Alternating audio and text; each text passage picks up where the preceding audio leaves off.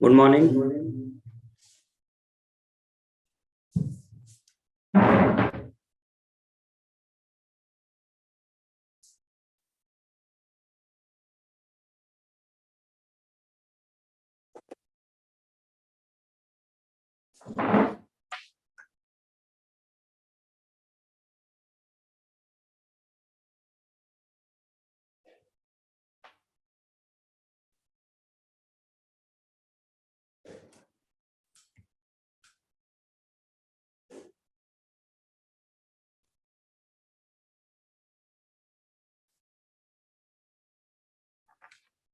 तो previous class में हम लोगों ने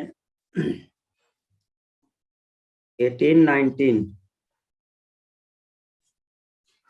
government of India act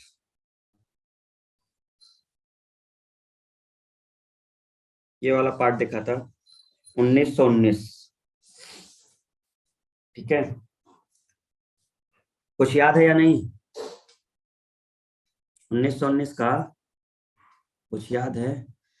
happy children's day sir.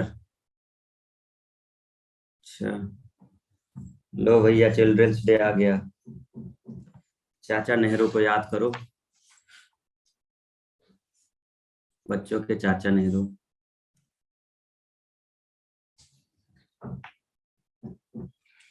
देखो हुआ क्या था 1919 में। हाँ,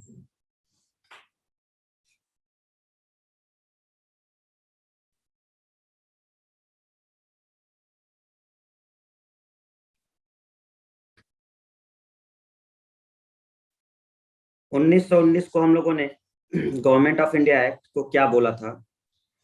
इसको हम लोगों ने बोला था मॉन्टेग्यू चेम्सफोर्ड सुधार अधिनियम। ठीक है, इसको जरा हम थोड़ा और क्लियर कर देते हैं आज, फिर 1935 पे चलेंगे क्योंकि दोनों रिलेटेड हैं, है ना। अगर 19 अगर क्लियर हो जाएगा तो 1935 वाला भी आपको आ जाएगा। कोई बात नहीं, शुरुआत की कुछ चीजों में टाइम दे दो, फिर उसके बाद तो चीजें समझ में आ जाएगी। देखो गवर्नमेंट ऑफ इंडिया एक्ट 1919 जो 1919 है, आप लोगों ने पीडीएफ में देख लिया कि क्या है। हम लोगों ने इसको क्या बोला? Montagu Chelmsford act. क्लियर है? या रिफॉर्म।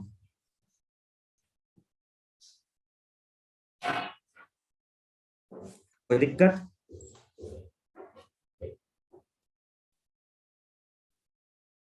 अगर हम इसमें देखें तो हुआ क्या था,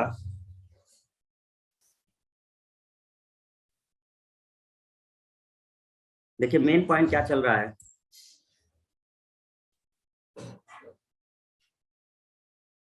1914 में क्या हो रहा है? वर्ल्ड वॉर फर्स्ट जो है वो स्टार्ट हो गया। क्लियर? कब तक चला ये?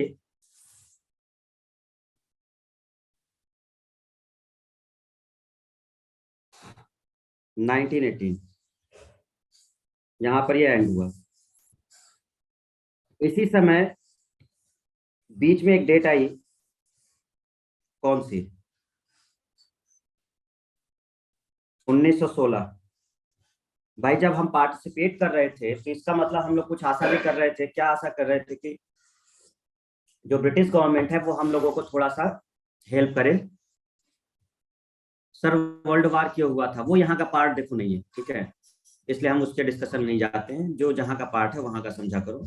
अब वर्ल्ड वार हम यहाँ डिस्क्राइब करेंगे तो चीजें मिक्स हो जाएंगे, है ना। तो 1916 में जब ये ऐसा हुआ तो एक लखनऊ समझौता हुआ था जिसको हम लोगों ने बोला था लखनऊ पैक्ट। इस लखनऊ पैक्ट में क्या हुआ था, इंडियन नेशनल कांग्रेस और मुस्लिम लीग दोनों एक साथ काम करने के लिए राजी हुए और उन्होंने कुछ मुद्दों पर सहमति बनाई अपनी आपस में कि हम लोग कुछ मुद्दे ऐसे रखेंगे कि जब वर्ल्ड वार खत्म होगा तो ब्रिटिश गवर्नमेंट हम लोग के इन मुद्दों को मान लेगी। तो मेन पॉइंट ये चल रहा था कि ये लोग अपना करके और कुछ चीजें करना चाह रहे थे, ठीक है। इसी समय 1917 में एक रिफॉर्म किया गया और उसको बोला गया अगस्त डिक्लेरेशन। अगस्त डिक्लेरेशन मतलब ये लोग क्या कह रहे हैं, हम आपको एक रिस्पॉन्सिबल गवर्नमेंट देंगे।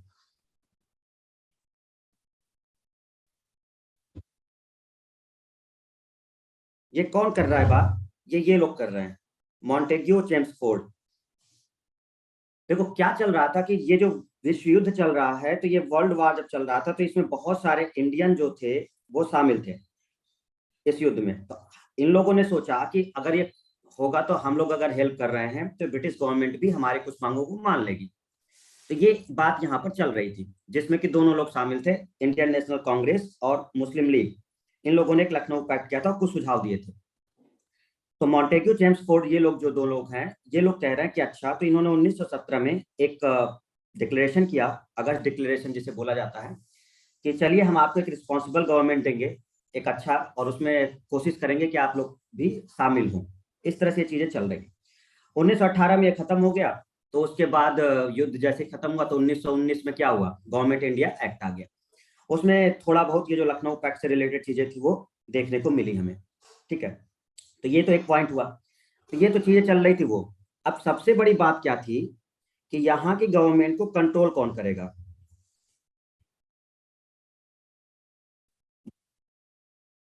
तो चलिए ठीक है, ये तो चल रहा था कि हमने जो 1919 का रिफॉर्म लाया एक्ट वो कैसे आया, तो पीछे बैकग्राउंड चल रहा था। युद्ध खत्म हुआ 1918 में और उसके बाद फिर 1919 में ही हमारा वो एक्ट पास हो गया, गवर्नमेंट ऑफ इंडिया एक्ट। अब बात आई कि यहाँ पे गवर्नमेंट कंट्रोल करेगा कौन। तो अब अगर आप थोड़ा सा ध्यान दें पीछे का बैकग्राउंड, तो एक सेक्रेटरी ऑफ स्टेट है।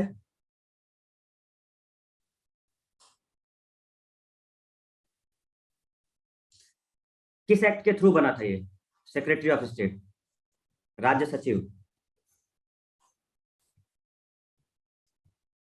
राज्य सचिव किस एक्ट के थ्रू बना था?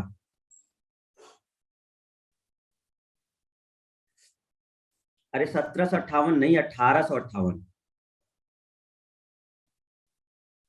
देखो कई लोग 1853, तुम लोग पढ़ना बस मत, है ना। बस वही डेट में कंफ्यूजन होते रहना, 1700 था, 1600 था, 53 था, 58 था। हम चाहे जितनी बार तुमको बता दे हालत वही रहेगी तुम्हारी, हम चाहे 4 बार इसको रिवाइज करा दें। 1858 में तो सेक्रेटरी ऑफ स्टेट ये जो था, अब इस समय ये है कौन, तो ये मॉन्टेग्यू है। क्लियर? और ये कहाँ बैठा हुआ है? ब्रिटेन यानी कि इंग्लैंड में। तो अब इसका एजेंट यहाँ पर है। ये चीजें हम डिस्कस किए हैं, हम फिर से इसलिए क्लियर कर रहे हैं क्योंकि थोड़ा सा चीजों को समझ लीजिए, क्योंकि 1935 का समझना है तो इसमें आपको चीजों को जानना होगा। अब इसका एजेंट जो यहाँ पे बैठा हुआ है वो कौन है, तो वो वायसराय है। और इंडिया में हमारा वायसराय बैठा हुआ है। वायसराय है कौन?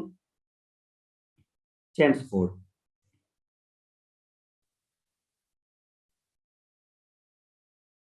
क्लियर? तो ये कंट्रोल चल रहा है गवर्नमेंट ऑफ इंडिया, यानी कि यहाँ का जो कंट्रोलिंग पावर है, यहाँ की गवर्नमेंट को जो कंट्रोल कर रहा है, भारत में जो कंट्रोल कर रहा है वो इस तरह से चल रहा है कि ये जो वायसराय है ये बैठा हुआ है और ये एक प्रकार से एजेंट है इसका, सेक्रेटरी ऑफ स्टेट का। तो इसके बिहाफ पर ये भारत में काम कर रहा है, ठीक है, ये रिस्पॉन्सिबल होगा। लेकिन एक मेजर चेंज हुआ था। मेजर चेंज क्या हुआ था, एक जब लखनऊ पैक्ट हुआ था ना, तो इस लखनऊ पैक्ट में एक बात की गई थी। इन लोगों ने ये कहा, जो इंडियन नेशनल कांग्रेस थी, कि आप जो सैलरी दे रहे हैं, ये जो सैलरी आप सेक्रेटरी ऑफ स्टेट को दे रहे हैं, ये आप भारत के जनता का पैसा दे रहे हैं, क्योंकि इसको सैलरी जो मिलती थी सेक्रेटरी ऑफ स्टेट, इसको यहाँ के टैक्स से ही जाता था पूरा पैसा, मतलब भारत का ही पैसा उसको दिया जाता था। तो हमारे जो लीडर्स थे, इन लोगों ने अपोज किया कि ये बैठा हुआ इंग्लैंड में है, पैसा आप हमारे भारत से दे रहे हैं, इसका क्या मतलब है? आप ऐसा करिए कि अगर ये हमारे देश में नहीं है, ब्रिटेन में ही है, तो आप पैसा भी उसको वहीं से दीजिए। तो इन चीजों पर थोड़ा सा ब्रिटिश गवर्नमेंट ने सोचा चलो ठीक है करते हैं, लेकिन वो समझाने की कोशिश कर रहे हैं कि असल में जो सेक्रेटरी ऑफ स्टेट है, कैबिनेट मिनिस्टर है ब्रिटिश गवर्नमेंट। ये सब हम बातें आपको पीछे बता चुके हैं कि ये जो व्यक्ति बैठता है, ये वाला जो व्यक्ति है, वो कैबिनेट मिनिस्टर है, जो इंग्लैंड में एक प्रकार से गवर्नमेंट में। तो ये भी एक मुद्दा था कि जब ये सरकारी आदमी है तो इसको सैलरी हम क्यों दें। तो अंग्रेजों ने समझाया कि ये केवल सरकारी आदमी कैबिनेट मिनिस्टर नहीं है, ये आपके भारत में भी एक राजदूत की तरह काम कर रहा है। मतलब जैसे समझो कि कोई दूतावास आपके कहीं बना दिया गया है, जैसे अमेरिका का दूतावास भारत में है, तो एक व्यक्ति को यहाँ नियुक्त किया जाएगा जो यहाँ से रिपोर्ट देगा। तो अब अगर वो यहाँ नियुक्त है, तो एक प्रकार से वो ये समझाने की कोशिश कर रहे हैं, क्योंकि ये एक अम्बेसडर की तरह भी काम कर रहा है, ठीक है, आपके लिए, जैसे आज का दूतावास है उस समय उस टाइप का। तो हम इसको सैलरी क्यों ना दें, क्योंकि एक ये राजदूत की तरह भी काम कर रहा है, एम्बेसडर की तरह, और कैबिनेट मिनिस्टर तो है ही। तो इस वजह से हम इसको सैलरी दे रहे हैं आपके देश से, ये समझाने की कोशिश कर रहा है। फिर भी गवर्नमेंट ने किसी भी कॉन्ट्राडिक्शन से बचने के लिए, किसी भी प्रॉब्लम से बचने के लिए, इनके पावर को बदल दिया।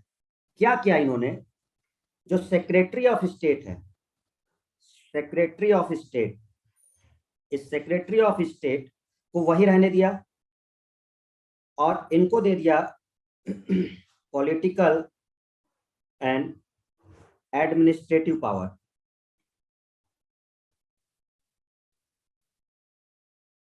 मतलब राजनैतिक एवं प्रशासकीय। और कहा कि हम इसको जो सैलरी देंगे, इसकी सैलरी ब्रिटिश गवर्नमेंट देगी। लेकिन इन्होंने एक रिफॉर्म और कर दिया, एक ऑफिस वहां पर और बना दिया इंग्लैंड में। सेक्रेटरी ऑफ स्टेट था अभी तक, लेकिन इस एक्ट में एक और प्रावधान किया गया, और इन्होंने एक वहां पर और डिजाइन किया, उसको बोला गया हाई कमिश्नर फॉर इंडिया। ये मतलब हो गया जिस प्रकार से आज का राजदूत है, जो एम्बेसडर बनते हैं, दूतावास बनते हैं, तो ये काम भी यही देखा करता था सेक्रेटरी ऑफ स्टेट की। तो इन्होंने पद ही चेंज कर दिया, और इन्होंने कहा हम ये वाला काम सेक्रेटरी ऑफ स्टेट को नहीं दे रहे। चलो जो भी इंडिया से रिलेटेड हाई कमिश्नर या वहां पे कोई राजदूत की तरह काम करना होगा, तो एक हम ऑफिस बना दे रहे हैं इंग्लैंड में। अब क्योंकि हम इंडिया के लिए बना रहे हैं, तो इसका मतलब इसकी सैलरी तो आपको देना ही होगा। इसका मतलब इस ऑफिस की जो सैलरी दी जाएगी, वो सैलरी दी जाएगी अब इंडियन से, इंडियन फंड्स।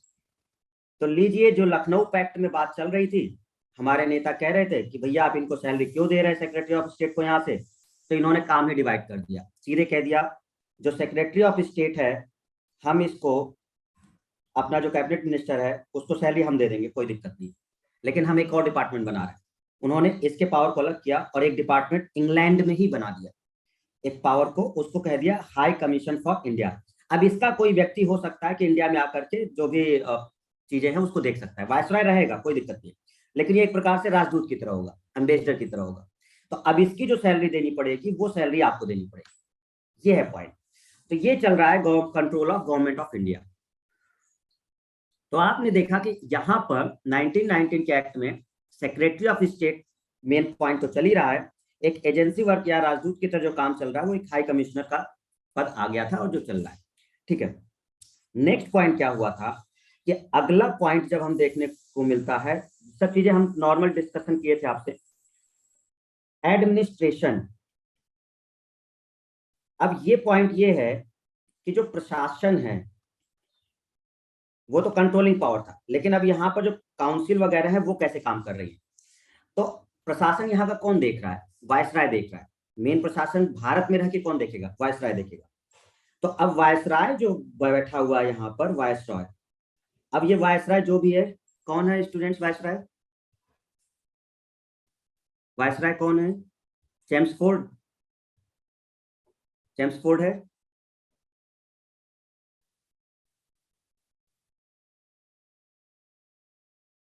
ओके, ठीक है।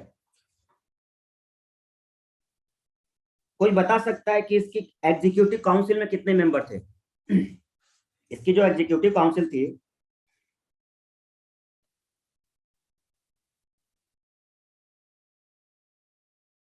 मेंबर कितने थे?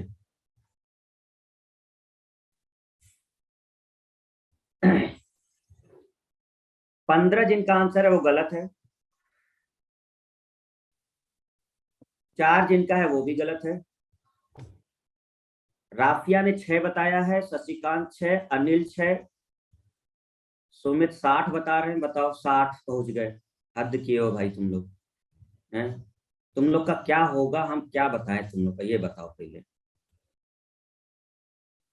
6 हैं एग्जीक्यूटिव काउंसिल में मेंबर, 6 हैं, टोटल है 6।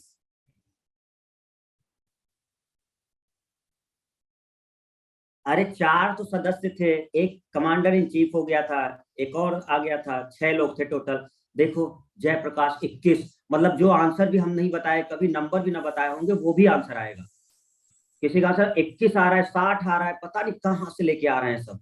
अरे 4 बताते समझ में आता, 6 बताए तब भी समझ में आता है। ठीक है। अब ये जो 60 वाले हैं और जो 21 वाले हैं, ये लोग कहाँ से पैदा हो गए भाई, हैं?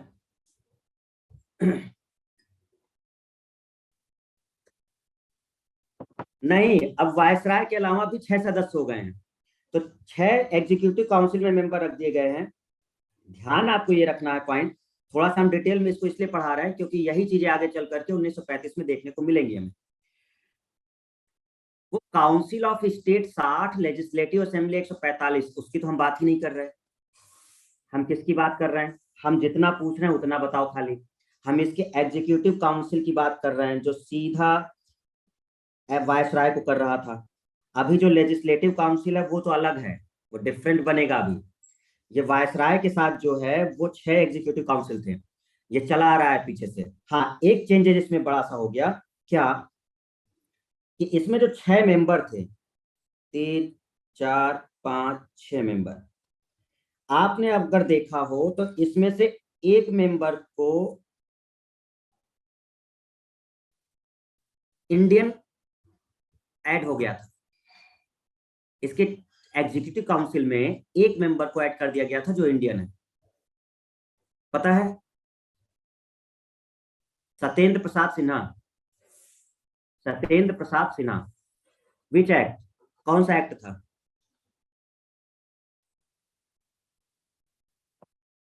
कौन सा एक्ट था जिसमें एक इंडियन सत्येंद्र प्रसाद सिन्हा को इसकी एग्जीक्यूटिव काउंसिल में जगह दे दी गई थी?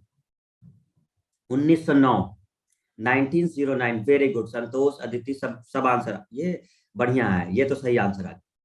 अब ध्यान रखिए, 3 लोग इंडियन होंगे, अभी तक एक था। 1919 में 3 इंडियन हो जाएंगे, तो कोई भी 3 आप ले लो, तो इसमें से 3 लोगों को इंडियन अलाउ हो गया। तो अब जो इसका एग्जीक्यूटिव काउंसिल है वायसराय का, उसके वायसराय के एग्जीक्यूटिव काउंसिल में जो 6 एग्जीक्यूटिव काउंसिल मेंबर थे, उसमें से अब 3 जो हैं वो इंडियंस हो सकते हैं। 1909 में ये केवल एक था, अब होंगे ये 3। समझ गए? पॉइंट क्लियर हुआ सभी को? ध्यान रखिएगा ऐसा पॉइंट। देखो, हमें कोई शौक नहीं है डिटेल में समझाने का, हम बस इसलिए समझाते हैं कि जिससे आपको चीजें क्लियर हों। अभी आपने देखा होगा कल जो हमने समझाया था और आज दोनों में बहुत अंतर है। ठीक है, एक डायरेक्ट फैक्ट याद करना और चीजों को समझ के करना, दोनों में डिफरेंस होता है। ठीक है ना? तो अब ये जो पॉइंट है आपका कंट्रोल, इसमें अगर हम देखें तो एडमिनिस्ट्रेशन की पावर का हमने देखा, तो वायसराय जो है वो आपका 6 एग्जीक्यूटिव काउंसिल का मेंबर रख रहा है, जिसमें से 3 जो है वो आपके इंडियन है, बाकी आपके जो हो सकते हैं वो होंगे। अब आते हैं अपने सेंट्रल लेजिस्लेचर पर, वही जो आपका राज्यसभा और लोकसभा वाला पॉइंट था, उसको बोला जाता है सेंट्रल लेजिस्लेचर। सेंट्रल लेजिस्लेचर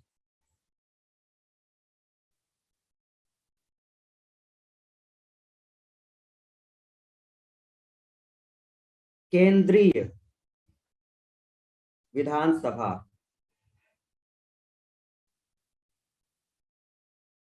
केंद्रीय विधानसभा। और आपने अगर देखा हो, कल वाली क्लास अगर आपने की हो, तो उसमें हमने एक पॉइंट आपको बता दिया था कि जो सेंट्रल लेजिस्लेचर था वो बाई कैमरल हो गया था। बाई कैमरल का मतलब होता है द्विसदनीय।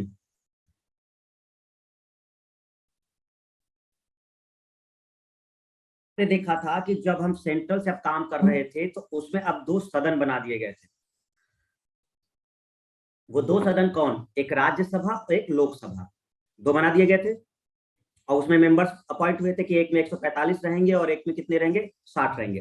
तो केंद्र से केंद्रीय जो सरकार बन रही है हमारी, सेंट्रल लेजिस्लेचर, उसमें बाई कैमरल कर दिया गया, द्विसदनीय व्यवस्था कर दी गई।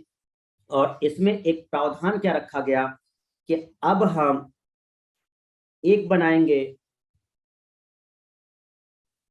लेजिस्लेटिव काउंसिल,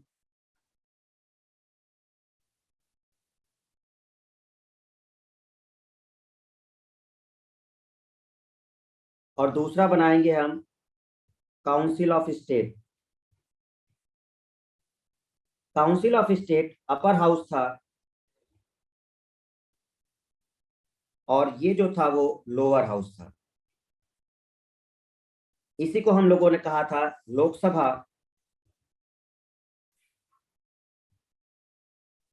और इसको हम लोगों ने कहा था राज्यसभा। इस लोकसभा में मेंबर कितने थे? 145। और इसमें कितने थे? 60। इनका टर्म क्या था? 5 साल का। और इनका टर्म क्या था? 3 साल का।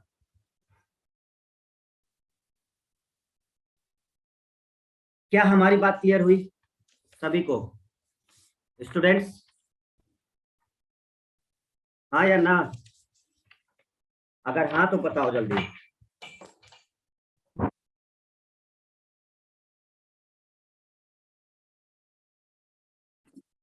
Yes sir. तो केंद्रीय जो था वो आपका ये चला गया। तो ये पॉइंट्स हम लोगों ने देखे।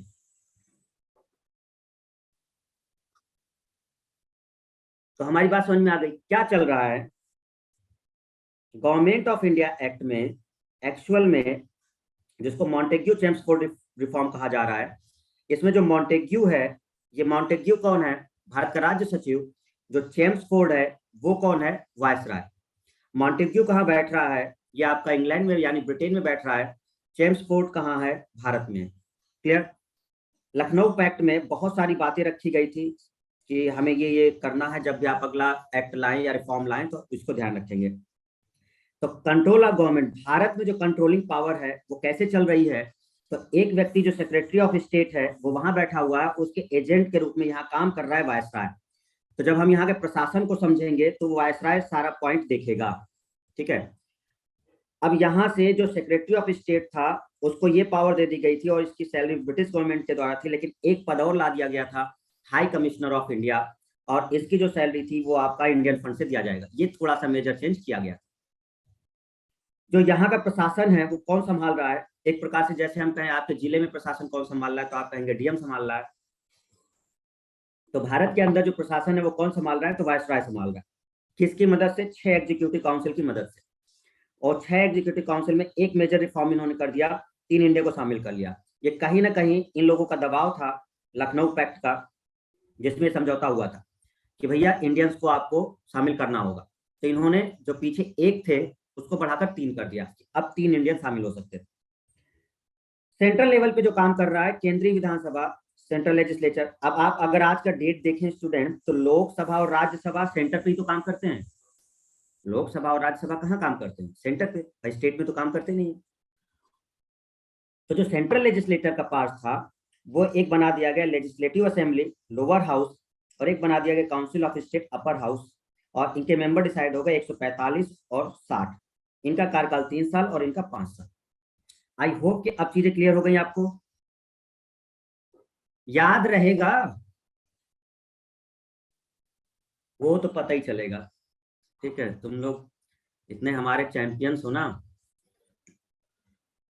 देखिए अब जरा, अब दूसरा क्या हुआ कि इसी में जो लेजिस्लेटिव असेंबली चल रही है, इस लेजिस्लेटिव असेंबली को जरा समझिए कि हो क्या रहा है। हम देखो स्टूडेंट, हमारा मकसद बस इतना है, केवल रटाना नहीं है, आपके अंदर एक कॉन्सेप्ट बिल्ट हो जाए जिससे चीजों को आप समझ सकें। नहीं तो बड़ी गड़बड़ होने वाली है पॉलिटी में, क्योंकि अब आप कुछ समझ नहीं पाएंगे ना, तो रटना पड़ेगा आपको केवल आगे चलकर सारी की सारी चीजें। ये जो लेजिस्लेटिव असेंबली है एक्चुअल में, अब इस जिसमें अब देखो, ये तो तय हो गया कि 145 मेंबर हैं और 3 सालों के लिए इसका कार्यकाल है, लेकिन ये 145 मेंबर होंगे कौन, ये आएंगे कैसे, ये आएंगे कैसे इसमें। तो सबसे बड़ी बात हुई कि अच्छा हम ऐसा काम करते हैं कि इन मेंबर्स को दो तरीके से हम देखते हैं। तो एक कह दिया गया इलेक्टेड और दूसरा कह दिया गया नॉमिनेटेड। क्या आपको इस टर्म के बारे में क्लियर है कि ये क्या टर्म्स है? इलेक्टेड का मतलब क्या होता है, नॉमिनेटेड का मतलब क्या होता है? हमने कहा ये 145 जो सदस्य हैं, मेंबर हैं, इसमें से कुछ ऐसे होंगे जिनको इलेक्ट किया जाएगा, कुछ ऐसे होंगे जिनको नॉमिनेट किया जाएगा।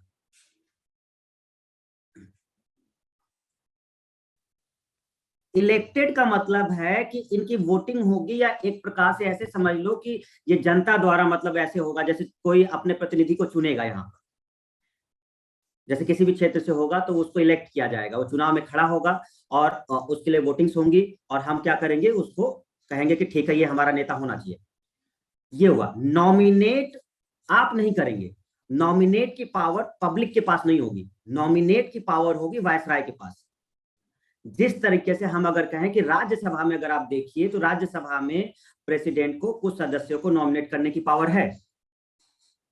जैसे अब सचिन तेंदुलकर जब सदस्य बने थे तो उनको जनता ने नहीं चुना था, वो नॉमिनेट किए गए। किसने किया था? सीधे प्रेसिडेंट की तरफ से एक प्रस्ताव गया होगा, क्योंकि वो 12 सदस्यों को लगभग नॉमिनेट कर सकता है।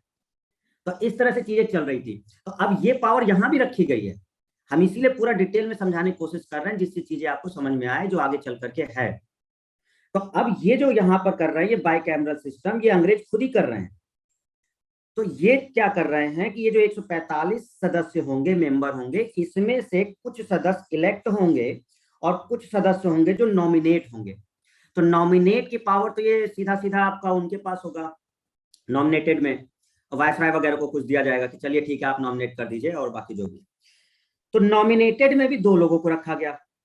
इसमें नॉमिनेट में एक कर दिया गया जिसको बोला गया ऑफिशियल, और एक बोला गया नॉन ऑफिशियल। ऑफिशियल जनरली उस डिपार्टमेंट से थे जो गवर्नमेंट के डिपार्टमेंट थे, ये सरकारी डिपार्टमेंट के लोग थे। जैसे कोई वहां के सेना में काम कर रहा था या किसी गवर्नमेंट डिपार्टमेंट में काम कर रहा था ब्रिटेन के, तो सॉरी इंडिया के, तो वो ऑफिशियल मेंबर थे। नॉन ऑफिशियल जो थे वो आपके जरूरी नहीं था ये। तो इंडियंस जो शामिल किए जा रहे थे वो इनमें शामिल किए जा रहे थे, गैर सरकारी में, नॉन ऑफिशियल्स जो नॉमिनेशन वाले हैं। तो नॉमिनेशन वाले में जो ऑफिशियल्स थे, ये जनरली सरकारी डिपार्टमेंट के होते थे, तो ये सीधे वायसराय तय कर देता, करता ये भी था वो, लेकिन ये जनरली गवर्नमेंट डिपार्टमेंट वाले लोग नहीं हुआ करते थे जो नॉन ऑफिशियल होते थे। ये थोड़ा सा पॉइंट था दोनों में। अब जरा इनके सदस्यों को समझिए। तो सदस्य को कैसे समझे, कितने थे ये? 145। ये इलेक्टेड जो है वो कितने हैं आपके? 104। तो 104 जो है वो इलेक्ट होकर के आएंगे, जो नॉमिनेट होकर के आएंगे वो 41 आएंगे। तो 41 सदस्यों को इसमें से नॉमिनेट करना था और 104 सदस्यों को इसमें इलेक्ट करना था, निर्वाचन करना था। इस 41 में से जो ऑफिशियल्स होंगे वो होंगे 26, और जो नॉन ऑफिशियल होंगे वो होंगे 15। ये है असल सिचुएशन उस समय के द्विसदनी परिषद की, जो लोकसभा और राज्यसभा बनाया गया था। अब इतना डिटेल आपके पेपर में नहीं है, हम क्लियरली बता दें। कि इतना आपके लिए नहीं है ये। हम बस इसलिए इसको समझाए हैं जिससे आगे आने वाला जो लोकसभा राज्यसभा है वो आप समझ सके। इतना आपके लिए नहीं आने वाला, आपके लिए बस इतना पूछा जा सकता है कि द्विसदनी व्यवस्था किस वाले एक्ट में शुरू हुई थी, ओनली, बस इससे ज्यादा नहीं। ठीक है, तो इस तरह से वो चीजें होती है। लेकिन क्या ये चीज आपको क्लियर हुई स्टूडेंट्स? और अगर आप इतना नहीं चाहते हो तो हम ये नहीं बताएंगे, कोई दिक्कत नहीं है, आप बिल्कुल कह सकते हो हमसे कि सर इतना डिटेल मत दीजिए, आप सीधे हमको फैक्ट बता दीजिए, हम सीधे वहीं रुक जाएंगे, हमें कोई प्रॉब्लम नहीं है।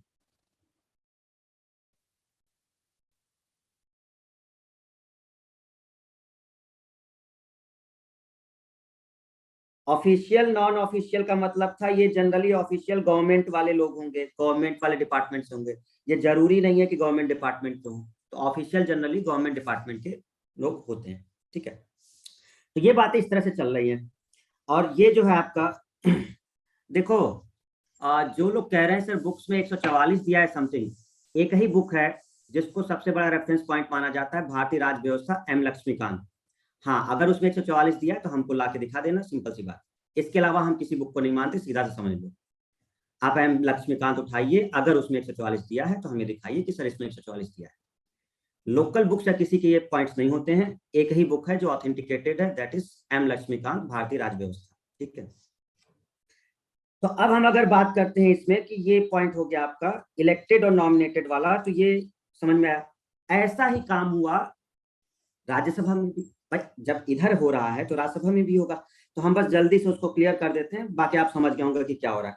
अब राज्यसभा में भी क्या होगा, दो चीजें होंगी, एक कौन होंगे, नॉमिनेटेड होंगे, और एक कौन होंगे यहाँ पे, इलेक्टेड होंगे। ठीक है, नॉमिनेटेड में भी कौन आएंगे, एक ऑफिशियल आएगा और एक कौन आएगा, नॉन ऑफिशियल। ठीक है, ये मेंबर होंगे, बाकी इलेक्टेड हो गए। तो अब यहाँ जो पॉइंट था, इलेक्टेड कितने थे, 33, ये कितने थे, 27। इन 27 में से भी 17 कौन थे, ऑफिशियल, और 10 कौन थे, नॉन ऑफिशियल। क्लियर हुआ? तो ये चीजें आपको समझ में आ गई। अब ये जो इलेक्टेड थे ना, अब ये बहुत डिटेल में जानने की जरूरत नहीं है। इलेक्टेड में कई सारे प्रावधान रखे गए थे, जो निर्वाचन होना था। कुछ इसमें से मुस्लिम होने थे, कुछ इसमें से सिख होने थे, कुछ हमारे साधारण जनता होनी थी, कुछ एक main department chamber of commerce से सिलेक्ट करने थे। मतलब इस तरह के कुछ चीजें थी। जैसे अगर हम देखें यहाँ पर, बस देखो नोट करने की जरूरत नहीं है, हम केवल समझा रहे हैं। जैसे निर्वाचन वाला जो है, इलेक्टेड वाला, भाई नॉमिनेटेड वाला तो वायसराय कर देगा डायरेक्ट, लेकिन जब निर्वाचन वाला होगा तो इनके लिए सीटें फिक्स होंगी कि किस वाले से कौन आएगा। तो जैसे इलेक्टेड वाले में देखते हैं, तो जो जनरल पब्लिक थी जिसमें हर कोई आता था, एक जनरल था। जनरल का मतलब सामान्य पीपल। अब कुछ सीटें मुस्लिम के लिए थी, जहां से मुस्लिम ही चुने जाने थे। कुछ सीटें जो थी वो यूरोपियंस के लिए थी, जो उनके लिए ही फिक्स थी, यहाँ पर और कोई नहीं उठेगा। कुछ सीटें जो थी वो चैम्बर ऑफ कॉमर्स के लिए थी, एक डिपार्टमेंट के सदस्य को चुना जाना था, चैम्बर ऑफ कॉमर्स से थे। एक जो था वो सिख का था। तो इनके लिए सीटें फिक्स थी कि किसमें कितना लोग आएंगे। तो जो इलेक्टेड था, कोई भी कैसे भी नहीं हो सकता था, निर्वाचन भी फिक्स था, इस सीट पर इस धर्म के लोग उठेंगे और इनको चुना जाएगा। तो ये जो 33 इलेक्टेड थे, इसमें से जो जनरल, जिसमें सब आते थे, हिंदू में जितना भी जो भी होता है सारा कुछ आता था, तो ये सीटें लगभग थी 15। ठीक है, यहाँ पर मुस्लिम के लिए कितनी थी, 11, और यूरोपियंस के लिए कितनी थी, 3, चैम्बर ऑफ कॉमर्स के लिए कितनी थी, 3, और सिख के लिए थी 1 सीट। तो सिख कम्युनिटी से जो था वो 1 सीट आता था, बाकी जो सीटें थी वो ऐसे डिवाइडेड थी। तो ये 33 सीटों पर चुनाव आपका हो गया था, 33 इलेक्टेड मेंबर्स हो गए थे, और सबके लिए फिक्स थी चीजें कि 15 सीट इनके लिए हम दे रहे हैं, 11 हम जो दे रहे हैं वो मुस्लिम के लिए दे रहे हैं, 3 हम यूरोपियंस के लिए दे रहे हैं, 3 हम चैम्बर ऑफ कॉमर्स के डिपार्टमेंट से दे रहे हैं, और 1 हम सिख के लिए दे रहे हैं। इस तरह से मिलकर के चुनाव किया जाता था, जो आज भी देखने को मिलता है। लेकिन अब हमारे धर्म के आधार पर नहीं है कि अब हम ये कहते हैं कि मुस्लिम मेजोरिटी है तो हम वहां पर केवल मुस्लिम, नहीं। अब आज की डेट में कोई भी खड़ा हो सकता है, जनता उसको चुनाव कर सकती है, जिसको वोट देना है वो सबके पास राइट्स है। बट वहां पर ये चीजें फिक्स कर दी गई थी। बताया था ना आपको कि मुस्लिम लीग ने एक डिमांड करी थी। क्या डिमांड करी थी? कि हमको मतलब मुस्लिम प्रतिनिधि चाहिए और उन्हीं को वोटिंग राइट्स चाहिए, तो ये चीजें उस समय करी गई थी। आज की डेट में वो नहीं है। तो क्या हमारी बात ये समझ में आ गई सबको? ठीक है, अच्छा एक और बात थी, थोड़ा सा बता दो क्या पॉइंट था।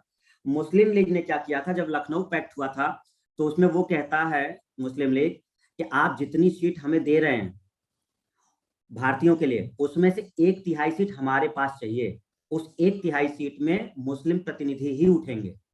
मतलब जितनी सीटें इंडियंस को रिजर्व करनी है आप कर दीजिए, लेकिन उसमें से 1/3 सीट मुस्लिमों के लिए होना चाहिए और वो वहीं का प्रतिनिधि वहां से उठना चाहिए। ये एक क्लॉज लखनऊ पैक्ट में उसने रखा था, जो जिन्ना था। तो जिन्ना ने ये पॉइंट रखा था। ठीक है, तो अब आई होप कि अब चीजें आपको क्लियर हो गई होंगी।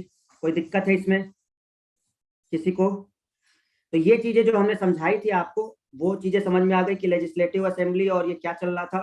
तो 60 जो थे वो आपके किस में आ गए थे, काउंसिल ऑफ स्टेट में, और 145 किस में हो गए थे, लेजिस्लेटिव में। ओके, चलिए बस ये केवल समझाने के लिए था और बाकी कुछ ज्यादा इसमें नहीं था।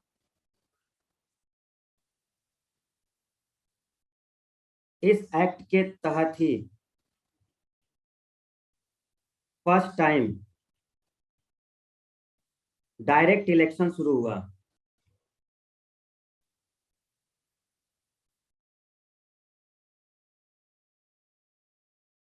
डायरेक्ट इलेक्शन शुरू हो गए थे। ये एक्ट ने एक और कर दिया था जिसमें हम डायरेक्ट निर्वाचन का अपॉइंट कर सकते थे। ठीक है, स्टार्ट हो गया था 1920 में। इस एक्ट के तहत एक वैधानिक आयोग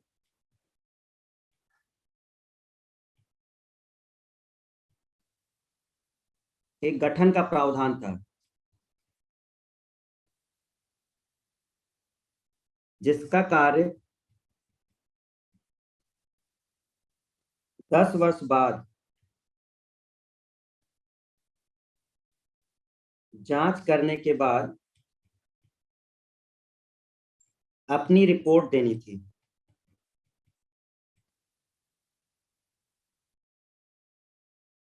देखिए स्टूडेंट्स, एक काम इसमें और किया गया था।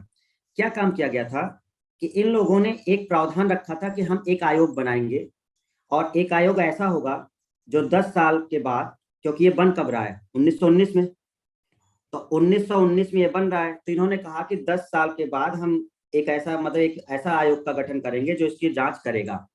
और आपको पता है साइमन आयोग बना था, ये वही आयोग है।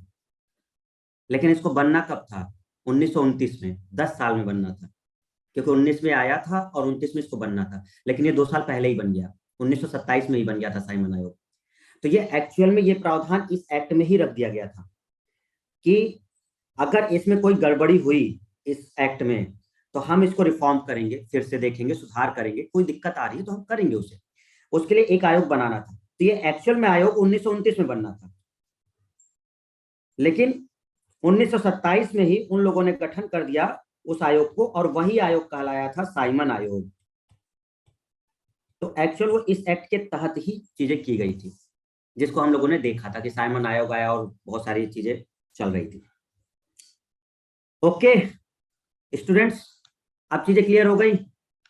1919, अब तो कोई दिक्कत नहीं है ज्यादा, बोलो सब ठीक है। तो अब आपने देखा था कि हम लोग जो देख रहे थे, एक पॉइंट अगर हम आपको दिखाएं, क्या 1919 का,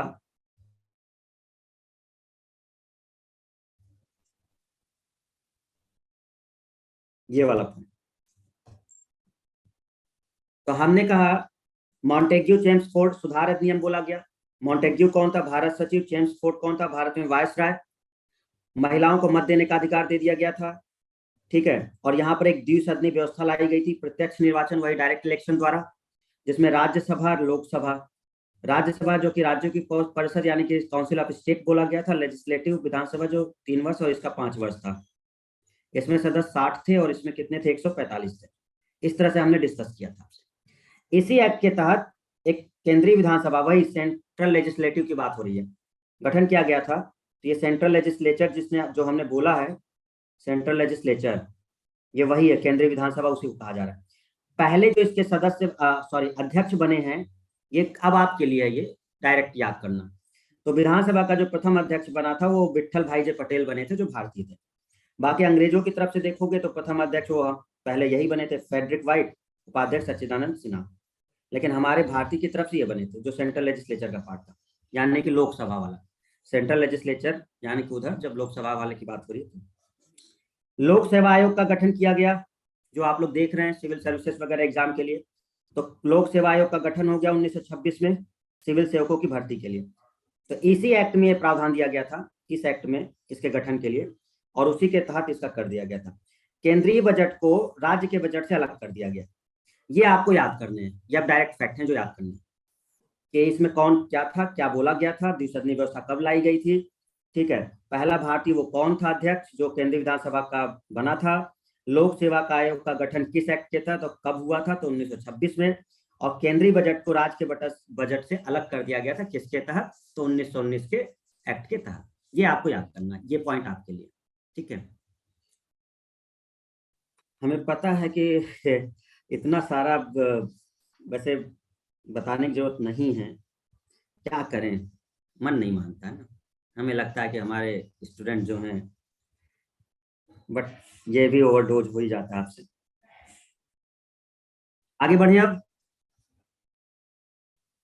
हाँ पंकज, देवेंद्र, क्या हाल है?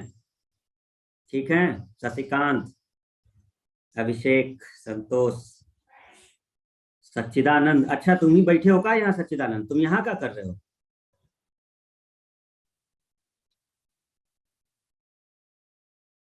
अरुण, इमरान, चलो सब लोग हैं, जयप्रकाश, ठीक है। चलिए स्टूडेंट्स आगे देखते हैं अब हम लोग, जरा आते हैं अब अपने पॉइंट पर। 1935 भारत शासन अधिनियम, गवर्नमेंट ऑफ इंडिया एक्ट 1935। आपने क्या देखा पीछे? पीछे महिलाओं को मत देने का अधिकार था, ये देखो 1919 में इनको मत देने का अधिकार था, लेकिन यहां पर इनको चुनाव लड़ने का अधिकार मिल गया। ठीक है ना। सबसे बड़ा पॉइंट जो हुआ ना, ये कानूनी संदर्भ में लिस्ट सिस्टम लागू हुआ,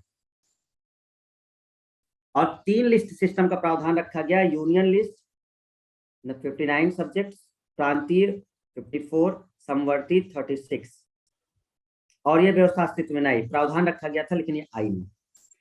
केंद्र के लिए एक संघीय न्यायालय फेडरल कोर्ट की बात की गई, और 1937 में दिल्ली में स्थापित हुआ, जिसको बाद में उच्चतम न्यायालय कहा गया, जो आज का दिल्ली में सुप्रीम कोर्ट है। तो इसी एक्ट में भारत शासन अधिनियम में एक फेडरल कोर्ट की बात की गई थी केंद्र के लिए, और वही उच्चतम न्यायालय है जो आज का आपको देखने को मिल रहा है, सुप्रीम कोर्ट, जो कि 1937 में बना, लेकिन 1949 और 50 के आसपास इसको सुप्रीम कोर्ट का दर्जा दे दिया गया। ठीक है, तो वो यही है भारत शासन अधिनियम। इसी के अंतर्गत भारतीय रिजर्व बैंक की स्थापना का प्रावधान था। तो 1935 वाले में ही एक सेंट्रल बैंक की स्थापना की बात हुई, और आपने देखा होगा कि इसी के बाद 1935 में ही आपका रिजर्व बैंक बन गया था। ठीक है, भारतीय रिजर्व बैंक। तो इस एक्ट में यह प्रावधान था कि हमें एक बैंक की जरूरत है, भारतीय रिजर्व बैंक, जो पूरी करेंसी वगैरह या मुद्रा वगैरह के विनिमय को देख सके। भारत शासन अधिनियम 1858 द्वारा स्थापित भारतीय परिषद को पूर्णतः समाप्त कर दिया गया।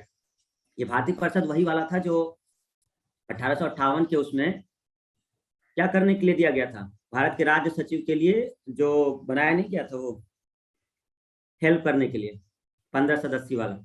अब ये पूर्णतः समाप्त हो गया। इन्होंने कहा अब इसकी जरूरत नहीं है, क्योंकि अब हम संसदीय प्रणाली सब ला ही चुके हैं, सब कुछ हो चुका है, तो अब इसका उतना रिक्वायरमेंट नहीं है। तो इसके तहत अब दिक्कत क्या है ना, देखो याद आपको इतना ही करना है, लेकिन अब ये इफेक्टिव नहीं है याद करने का।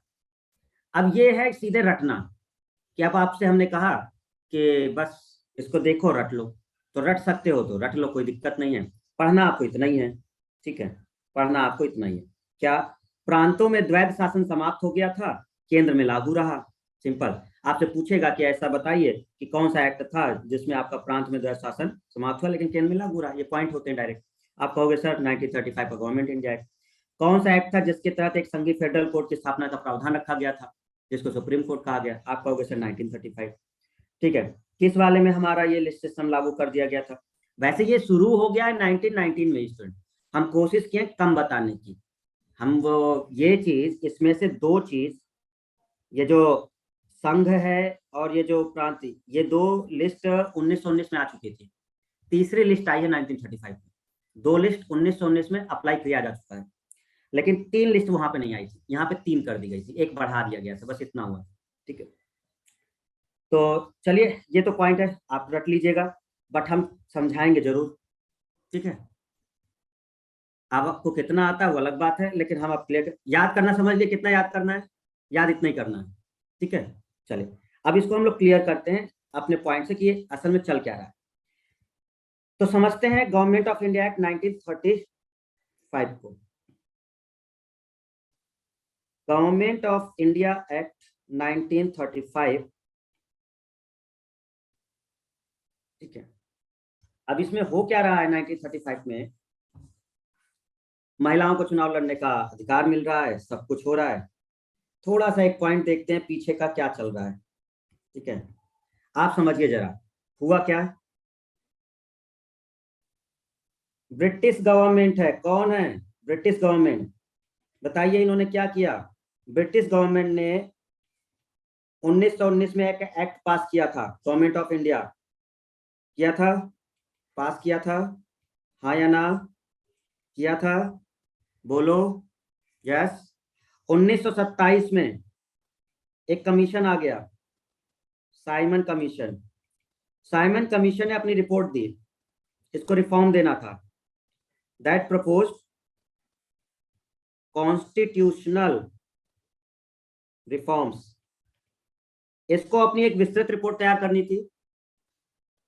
जो हमने एक्ट बनाया 1919, क्या उसमें कोई गड़बड़ी है? आप अपना सुझाव दीजिए। और इन लोगों ने अपनी कुछ समय के बाद रिपोर्ट दी थी, अपनी रिपोर्ट दी। ठीक, इन्होंने अपनी रिपोर्ट दी, बट गड़बड़ कहां हुई? इसी समय हमारे जो इंडियन लीडर्स थे, इन इंडियन लीडर्स ने अपोज कर दिया क्या? Simon go back, Simon go back, Simon go back. आपकी कोई जरूरत नहीं है। आपके सातों मेंबर जो हैं वो कौन है? आपके सातों मेंबर जो हैं वो अंग्रेज हैं, तो हमें आपकी रिक्वायरमेंट नहीं है, इसको इंडियंस को शामिल करिए। ठीक है, ब्रिटिश गवर्नमेंट ने कहा वेरी गुड, हम आपको मौका देते हैं, चलिए ठीक है, आप अगर अच्छा रिफॉर्म दे सकते हैं, आप अगर अपने सुझाव दे सकते हैं, आप दीजिए। तो ब्रिटिश गवर्नमेंट ने इन लोगों से कहा कि आप अगर बेटर सजेशन दे सकते हैं तो दीजिए। तो क्या किया गया? एक कमेटी बनाई गई। क्या बनी? कमेटी बनी। उस कमेटी का नेतृत्व किसने किया? मोतीलाल नेहरू ने। इस कमेटी ने अपनी रिपोर्ट दी, और उस कमेटी ने अपनी रिपोर्ट जो दी थी उसे कहा गया था नेहरू रिपोर्ट। क्या बोला गया था? नेहरू रिपोर्ट। और इस कमेटी की अध्यक्षता किसने की थी? मोतीलाल नेहरू ने। क्लियर? बोलो। दिसंबर 1928 नेहरू रिपोर्ट आ गई। अब नेहरू रिपोर्ट आ गई तो जिन्ना क्यों पीछे रहेंगे? भाई जिन्ना क्यों पीछे रहेंगे? जिन्ना कहते हैं अच्छा, अकेले अकेले तुम ही सरकार बनाओगे और हम लोग कहाँ जाएंगे? तो जिन्ना ने कहा ऐसे काम नहीं चलेगा।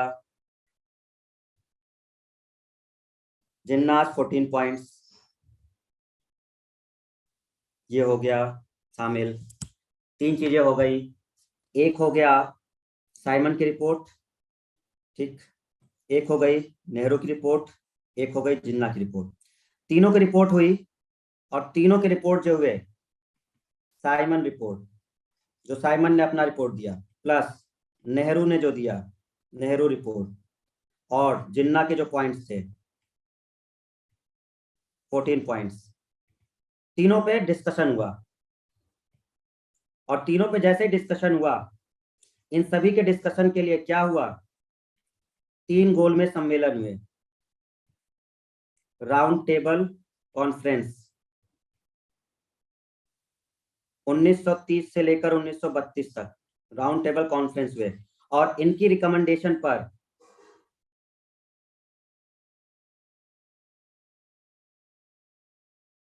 इनकी रिकमेंडेशन पर एक पेपर पब्लिश हुआ, that is called white paper.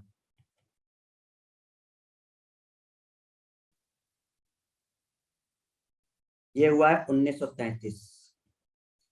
ये है मेजर पॉइंट। जब सारी चीजें हो गई, सब रिपोर्ट एक साथ हो गए, यहां पर सब कुछ हो गया, तो एक फाइनल रिपोर्ट आई है, व्हाइट पेपर रिपोर्ट। इन्हीं के प्रावधानों को गवर्नमेंट ऑफ इंडिया एक्ट 1935 में रखा गया है। जो फाइनल आया है, जो सुझाव इस पेपर में पब्लिश किए गए, क्योंकि अब इसमें सब कुछ था, इनके भी पॉइंट थे, इनके भी थे और इनके भी थे, तीनों को ध्यान में रखा गया था। और इस व्हाइट पेपर पब्लिश जो 1933 में हुआ है, इसके बाद हमारा गवर्नमेंट ऑफ इंडिया एक्ट 1935 पास कर दिया गया और ये सब चीजें सबकी ध्यान रखी गई थी। ये है एक्चुअल कंडीशन जो उस समय चल रहा था। आई होप कि अब चीजें क्लियर हो गई होंगी कि गवर्नमेंट ऑफ इंडिया एक्ट 1935 क्या। Yes everyone, yes sir. चलिए, तो आई होप बढ़िया है, सब कुछ ठीक चल रहा है। चलिए, अब आपसे देखेंगे हम लोग एक कुछ पॉइंट्स। घबराओ मत स्टूडेंट्स, तुम लोग अभी देखो पूरी किताब लिख दोगे खुद है। कुछ कहेंगे सर हमें नहीं लिखना, सर हमें नहीं लिखना, क्यों हमें लिखवाना चाह रहे हैं, क्यों हमें बर्बाद करना चाह रहे हैं, हमको यही रहने दीजिए जो हम हैं। तो ठीक है भाई, कोई बात नहीं है ना। तो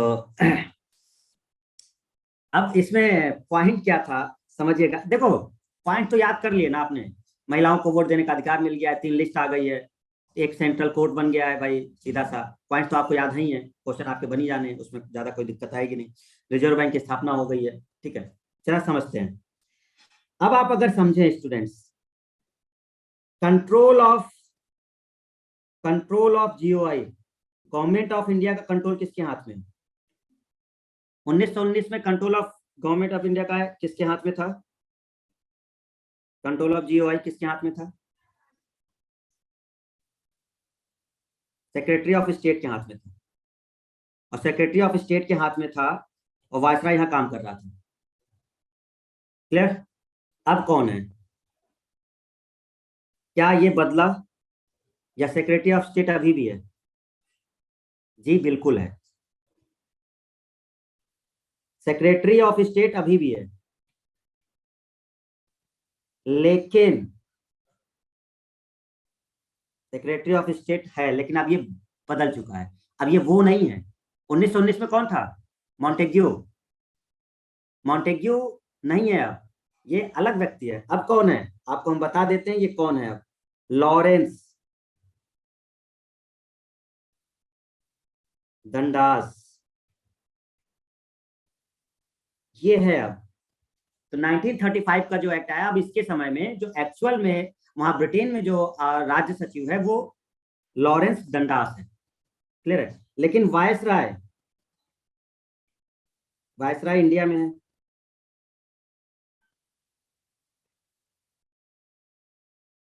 इंडिया में,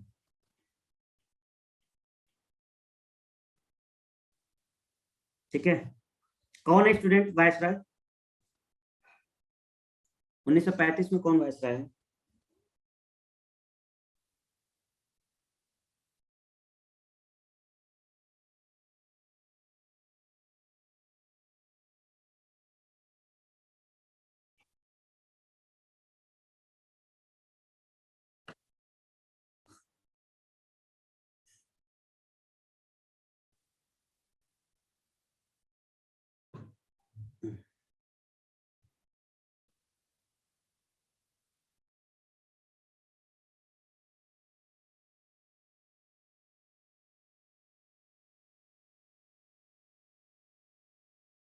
देखो, एक आंसर दे रहा है सर, लॉर्ड विलियम बेंटिंग है। मतलब कसम से हद नहीं की हो तुम लोग।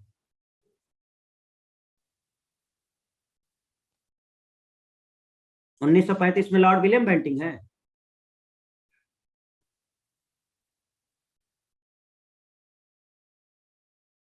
चलो बहुत बढ़िया, पढ़ो तुम लोग जो है, बहुत महान स्टूडेंट। रिवाइज करना शुरू करो अपने। हाँ, सब हम बताते नहीं रहेंगे बैठे बैठे तुम लोग को। एक चीज नहीं मतलब करते हैं। 100 साल जिंदा रहेगा तुम्हारा विलियम बेंटिंग, मरा ही नहीं रहा है वो, पद ही से नहीं हट रहा।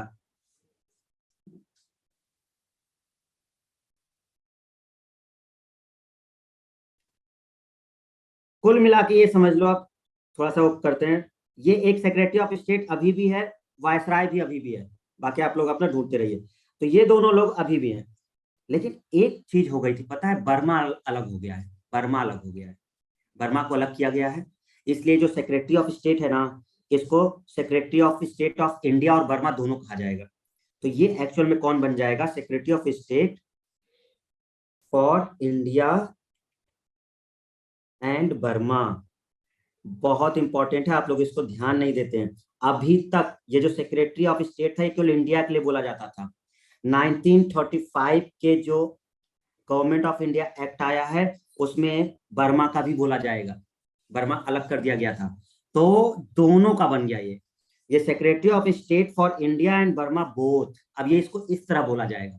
इससे पहले इसको केवल कहा जाता था secretary of state for India, ठीक है ना, ये चीजें कहा जाता था। इसकी काउंसिल को घटा दिया गया था। इसकी काउंसिल में कितने थे मेंबर, 15 में, 15 मेंबर घटा 15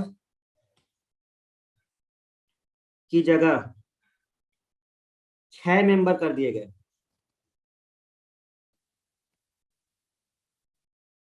भारत के राज्य सचिव को जो सपोर्ट कर रहा था, जो काउंसिल बनी थी 15, उसको घटा करके 6 कर दिया गया।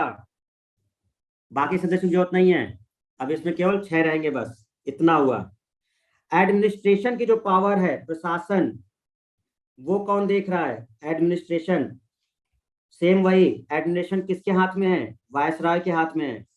किसके हाथ में है, वायसराय के हाथ में है। ठीक है, कोई दिक्कत, कोई परेशानी। और ये सब कुछ सेम है, इसमें कोई दिक्कत नहीं है। सदस्य कितने हैं, 6 एग्जीक्यूटिव सदस्य। कोई चेंज नहीं है, सब कुछ उतना ही है। 3 इंडियन अलाउ हैं, वो रहेंगे, बाकी कोई चेंजेस नहीं है। तो सब कुछ ठीक चल रहा था। सेंट्रल लेजिस्लेचर बदल गया। सेंट्रल लेजिस्लेचर चेंज हो गया। आपको हम बताए हैं, सेंट्रल लेजिस्लेचर में एक कौन था आपका, लेजिस्लेटिव असेंबली।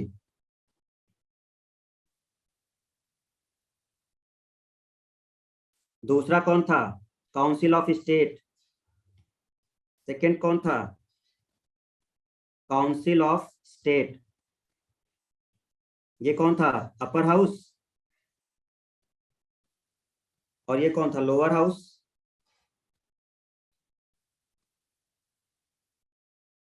क्लियर।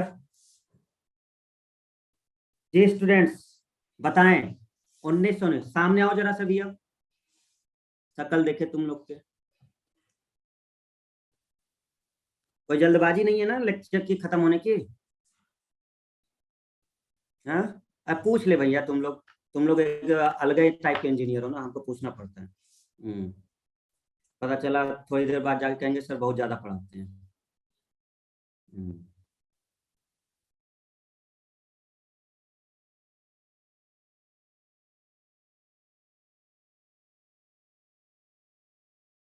आप बताएंगे, जो 1919 वाला एक्ट लाया गया था, उस 1919 एक्ट में जो लेजिस्लेटिव असेंबली थे, उसमें कितने मेंबर थे 1919 वाले में।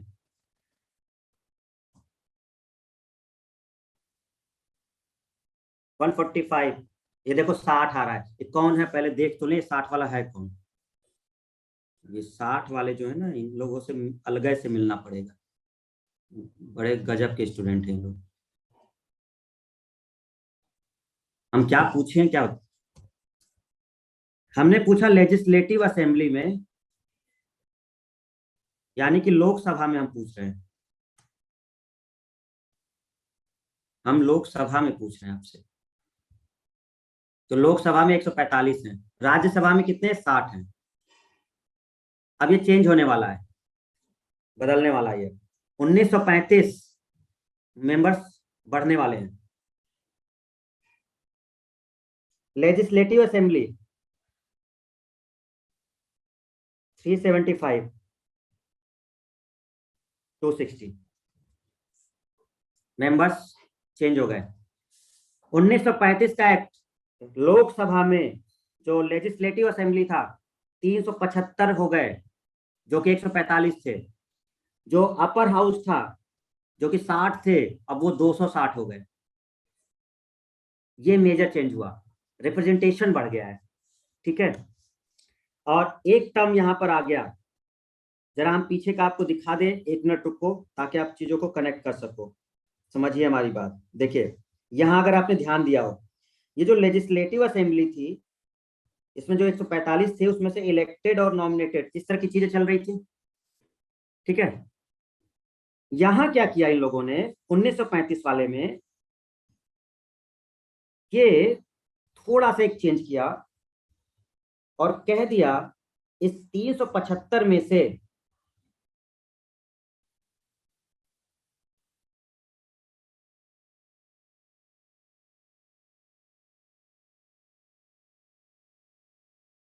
प्रिंसले स्टेट का मतलब राजे रजवाड़े,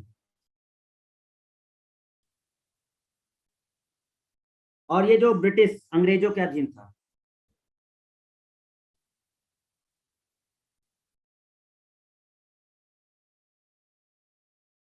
इन लोगों ने एक प्रावधान रखा कि अब एक्चुअल में जो 375 हैं उसमें से 125 जो मेंबर होंगे वो प्रिंसले स्टेट से आएंगे, और जो 250 मेंबर होंगे वो अंग्रेजों के अधीन क्षेत्र ब्रिटिश प्रोविंस से आएंगे। और यहां पर जो इन्होंने प्रावधान रखा 260 में, तो इधर इन लोगों ने कहा कि जो ब्रिटिश प्रोविंस है,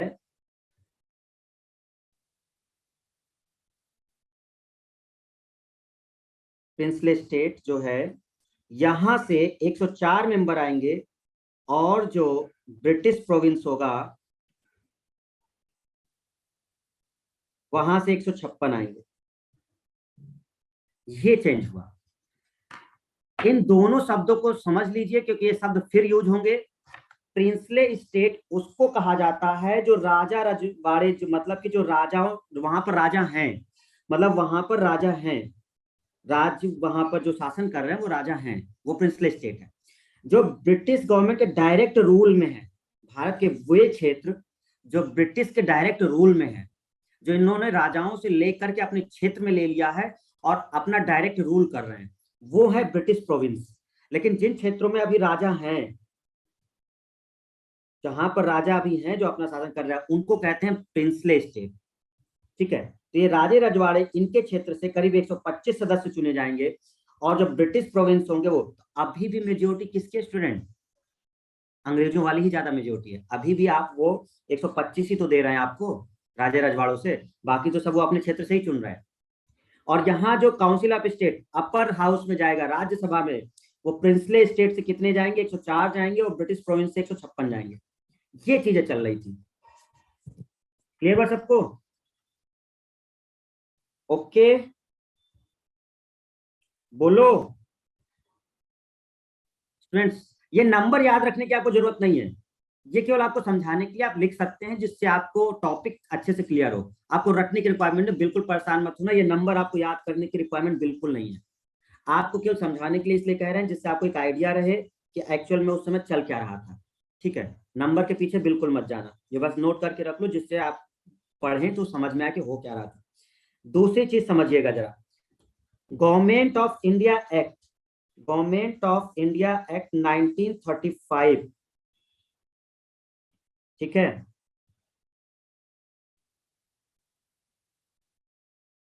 एक पॉइंट हम दिखाते हैं आपको, जरा ध्यान समझना। इधर देखो सभी, ये जो 1919 में 1919 वाले में जो केंद्रीय विधानसभा बन रही थी, और इसमें ये जो काउंसिल ऑफ स्टेट वगैरह थे, ये जो इसमें जो इलेक्ट हो रहे थे मेंबर, चुनाव जिनका हो रहा था, तो उसमें से आप देख रहे हैं कि उसमें मुस्लिम आरक्षित क्षेत्र है मुस्लिम आरक्षित क्षेत्र। एक कौन सा है, यूरोपियंस के लिए है।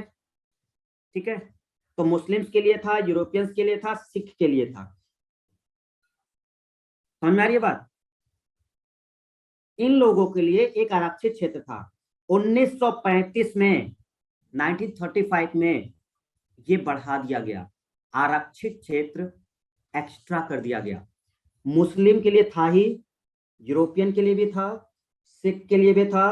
अब इसमें ऐड हो गए वुमेन, लैंडलॉर्ड और लेबर्स। आप हमारी बात शायद समझ नहीं पा रहे हैं, तो इसको समझिए। हुआ क्या कि 1919 में हम एक अलग से निर्वाचन क्षेत्र दे रहे हैं, किसको? मुस्लिम्स को। और किसको दे रहे हैं? यूरोपियंस को। और किसको दे रहे हैं? सिख को। 1935 में एक और बढ़ाया गया इसमें आरक्षण क्षेत्र, किनके लिए? वुमेन को। आपने ध्यान दिया था 1919 में वुमेन को केवल वोट देने का अधिकार था, लेकिन 1935 में उनको क्या मिल गया? चुनाव लड़ने का अधिकार मिल गया। और जैसे उनको चुनाव लड़ने का अधिकार मिला तो उनको भी सीटें दी गई, तो वुमेन शामिल हो गई। दूसरा, इसमें लेबर्स, नीचे तबके के लोग के लिए भी आरक्षण मिल गया, ये भी लड़ सकते हैं। तीसरा, लैंडलॉर्ड। तो तीन तो चल ही रहे थे, तीन और बढ़ गए। ये एक रिफॉर्म हुआ जो यहाँ पे। तो अब हम ये पूरा डायग्राम नहीं बना रहे, उसमें बस सिंपल ये था कि आपके जो सेपरेट इलेक्ट्रोड है, जो सेपरेट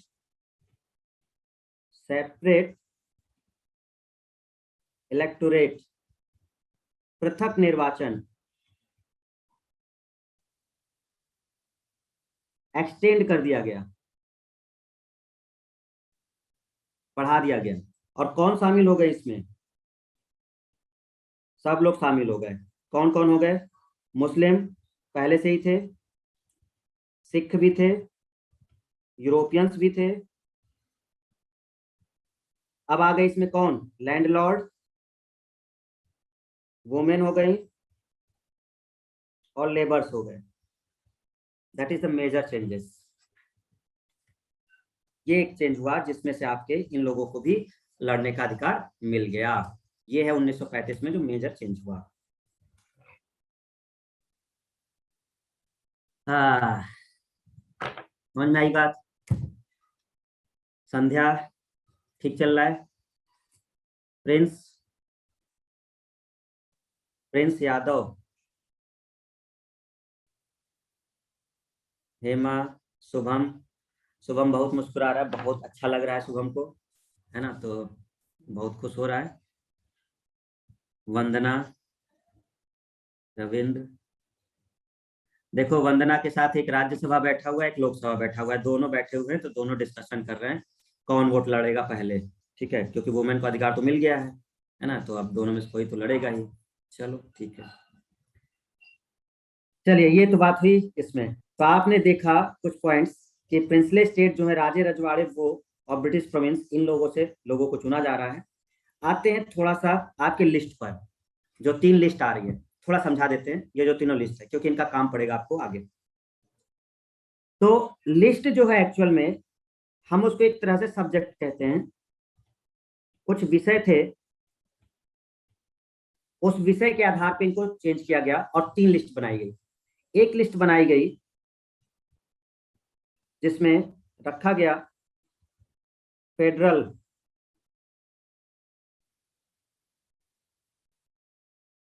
या जिसको यूनियन लिस्ट कहते हैं आप। दूसरा जो था कॉन्करेंट, और थर्ड था प्रोविंशियल।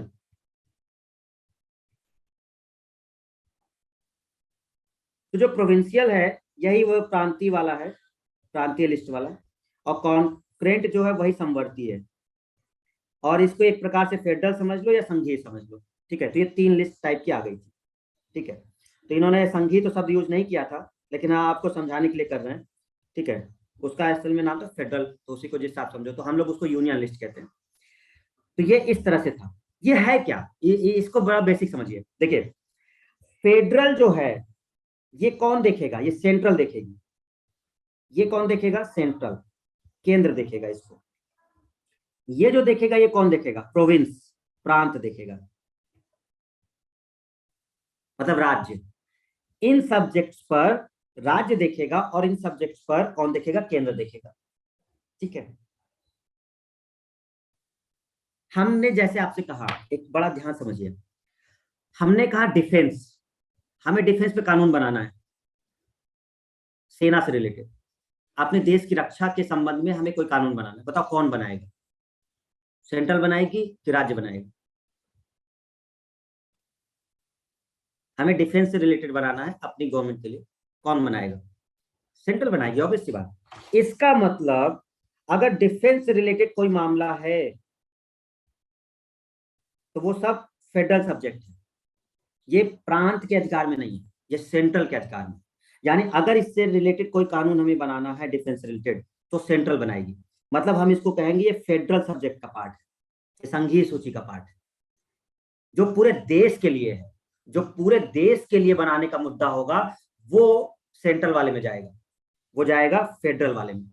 हमने आपसे कहा हमें करेंसी लागू करवानी है, हमें सिक्के नए निकालने हैं, करेंसी मिंट क्वाइंस, राज्य नहीं करेगा, ये उसके अधिकार में नहीं है, रिजर्व बैंक है और ये सेंट्रल लेवल पर है। इसका मतलब अगर कोई भी काम करेंसी से है तो सारे करेंसी वाले पार्ट किसके सब्जेक्ट हैं? फेडरल सब्जेक्ट, ये सेंट्रल देखेगी। क्लियर हुआ सबको पॉइंट? बोलो हाँ या ना। फॉरेन रिलेटेड, विदेश रिलेटेड कोई अगर है, विदेश से फॉरेन पॉलिसी, अगर कोई फॉरेन पॉलिसी, अगर हमें फॉरेन पॉलिसी देखनी है, विदेश नीति, तो राज्य थोड़ा देखेगा, सेंटर की सरकार देखेगी ना इसे। तो फेडरल सब्जेक्ट का मतलब आई होप कि आपको समझ में आ गया, ये वो चीजें हैं, ये वो चीजें हैं जो सेंट्रल के अधिकार में है, ये कानून केवल वही लोग बनाएंगे। और ये कितने सब्जेक्ट हैं आपको रटना नहीं है, बस आप नंबर एक ध्यान रख सकते हैं, सब्जेक्ट नहीं याद करने, टोटल है 59। इन्होंने 59 ऐसी चीजों को फेडरल सब्जेक्ट में रखा जिस पर कानून बनाने का अधिकार केवल सेंट्रल को था। ध्यान से समझ लीजिए, ये आने वाला है आपके संविधान में आगे, जब ये तीनों लिस्ट आने वाली है ना, उन लिस्ट में आपको सब्जेक्ट आने वाले हैं कि कितने सब्जेक्ट हैं जो, जिस पर सेंट्रल कानून बना सकती है, जिस पर राज्य बना सकती है, ये प्रावधान शुरू हो चुका है। तो जब इन्होंने किया तो जो फेडरल सब्जेक्ट है जो सेंटर के अधीन में है उस पर 59 ऐसे सब्जेक्ट है। हमने एक एग्जांपल दे दिया आपको, जैसे डिफेंस का मामला है, करेंसी मामला है, फॉरेन पॉलिसी है, ये सब कानून बनाने का अधिकार सेंट्रल पर है। कुछ ऐसे मामले होंगे जो राज्य को दिया जाएगा, ये कितने हैं? तो ये 54 थे। तो 54 ऐसे सब्जेक्ट की लिस्ट थी जो राज्य सरकार बना सकती थी। अब कुछ ऐसे मामले थे जो दोनों रख सकते थे, दोनों बना सकते थे, मतलब कुछ ऐसे पॉइंट थे, तो उनको कहा गया था संवर्ती, जिसको सेंट्रल भी कर सकती थी और प्रोविंशियल भी कर सकते थे, तो दोनों बना सकते थे। ये कितने थे? 36। ये है लिस्ट। तो जो सेंट्रल के अधिकार में थे वो 59 थे, जो राज्य के उसमें थे वो 54 थे, और 36 ऐसे सब्जेक्ट थे, ऐसे विषय थे जिस पर दोनों सरकारें बना सकती थी। अगर कोई दिक्कत आती है तो उसमें दोनों मिलकर ये काम कर सकते थे, और ये प्रावधान आज भी चल रहा है, ये लागू है। ठीक है, ऐसे बहुत सारी चीजें हैं जो सेंटर के अधीन में, जिसमें राज्य हस्तक्षेप नहीं कर सकता। ठीक है, और एक प्रकार से राज्य वाले में भी सेंटर डायरेक्ट हस्तक्षेप नहीं करेगा, वो कहेगा आप काम करिए, हाँ क्योंकि आप बंधे हुए हैं तो कुछ निर्णय ले सकता है। ठीक है, ये चीजें। क्या ये लिस्ट समझ में आई जो लिस्ट शामिल की जा रही है एवरीवन? तो 3 लिस्ट शामिल की जा रही है, और इनके जो अधिकार क्षेत्र हैं वो बांटे जा रहे हैं। इन्होंने सीधे कह दिया कि सेंटर कौन कौन से पे देखेगा काम, प्रांत या राज्य किस उस पर देखेगा। ठीक है, और दोनों को अगर एक साथ मिलकर समझौता करना पड़ा तो वो कितने सब्जेक्ट होंगे? 36। लेकिन मुद्दा ये आया, क्योंकि अभी पहली बार ये सब काम हो रहा है, 1919 में हुआ था, लेकिन 1919 में 2 ही थे। ठीक है, तीसरा ये कॉन्करेंट नहीं, तो कॉन्करेंट वाला पॉइंट नहीं था उसमें, वो उसमें ये वाला पॉइंट नहीं देखने को मिला था। तो पीछे वाले में क्या था? उसमें एक ये था, ये, तो इस तरह से वो दोनों चीजें थी। तो अब ये तीसरा इसमें ऐड हो गया था। अब हमें एक पॉइंट समझ में आया इन लोगों को, क्या? अरे वो मुद्दे कहाँ जाएंगे जो इस लिस्ट में आए ही नहीं। भाई आप जब पहले आप इसको शामिल कर रहे हैं तो बहुत सारे ऐसे मुद्दे थे जो समझ में ही नहीं आ रहे थे कहाँ रखे, दिक्कत हो गई। और क्योंकि धीरे धीरे समझ में आया, जब कानून बने और लोग शासन करना चालू किए, तो बहुत सारा तो पता चला कि ये तो पावर में ही नहीं किसी के, न तो ये सेंटर के विषय में है, न ये राज्य के विषय में है। अब ये जाए कहाँ और हम करें क्या इसको? बड़ी दिक्कतें उत्पन्न हो गई। वो सब्जेक्ट ना तो सेंटर के उसमें आ पाए थे, ना वो सब्जेक्ट आपके प्रोविंशियल में जा पाए थे, ना कंकरेंट में आए थे। हो गई इनकी दिक्कत, हमने शामिल नहीं किया था, कहीं तो शामिल करना पड़ेगा। इन लोगों ने कहा नहीं, रहने दो, जो शामिल नहीं किया है नहीं करेंगे, हम उसको एक अलग से नाम देंगे। ये अंग्रेज क्या व्यवस्था कर रहे हैं देखते जाओ।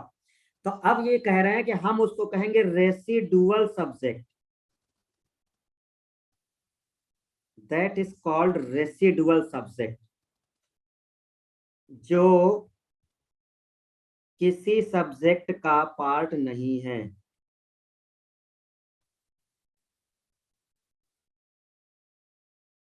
मतलब इन्होंने एक काम और कर दिया। क्या कर दिया? अलग से देखिए, ऐसा है, देखो लिस्ट के जो डिस्कशन है थोड़ा सा हम आपको तब कर देंगे जो आज के संविधान के हिसाब से है। ये हम केवल समझा रहे हैं, इसलिए हम इतना यहाँ पर नहीं करेंगे, क्योंकि ये सब्जेक्ट हमारे लिए जरूरी नहीं है।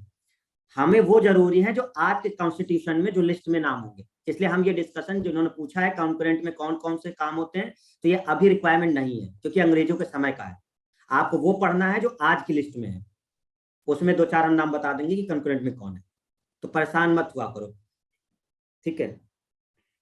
रेसिडुअल सब्जेक्ट में वो आ गए। देखो अब ये एक फेडरल सब्जेक्ट, कॉन्करेंट और प्रोविंशियल, इन तीनों में जो नहीं था उसको कहा हम एक रेसिडुअल बोलेंगे, अवशेषी, ठीक है।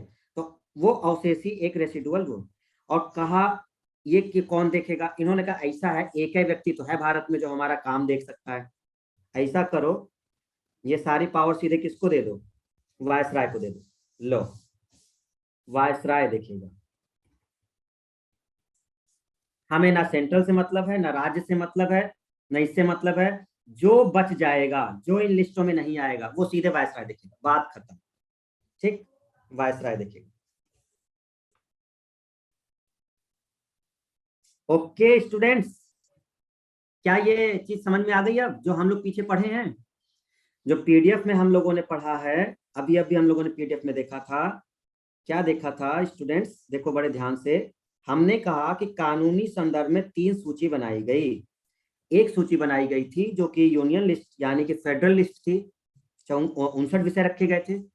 जो राज्य प्रांतीय थी वो 54 थे, और जो समवर्ती थी वो 36। जो इन तीनों से अलग रही उसको बोला गया रेसिडुअल। और जो रेसिडुअल था उसमें प्रांत सेंट्रल का कोई मतलब नहीं, वायसराय सीधे कंट्रोल में रखेगा, वो चाहे जहां भी बैठे। तो वायसराय के कंट्रोल में सीधे दे दिया गया, जो इनमें से नहीं आएगा वो सब रेसिडुअल में जाएगा और वायसराय उनको देखेगा। ये एक मेन पॉइंट था। क्लियर है? बोलो हाँ या ना। ठीक है, क्या ये वाला पॉइंट हम आपको समझाएं या समझ जाओगे?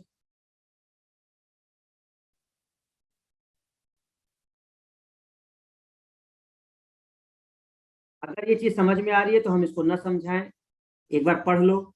अगर नहीं आ रहा है तो हम इसको थोड़ा क्लियर कर दें, जैसा कहो।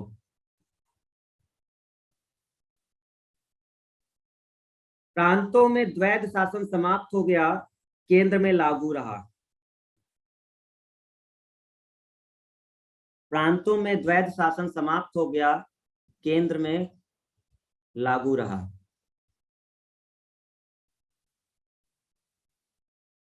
जल्दी भाई, अगर बोलना है तो जल्दी करो, नहीं तो याद करना है तो याद कर लो सीधे।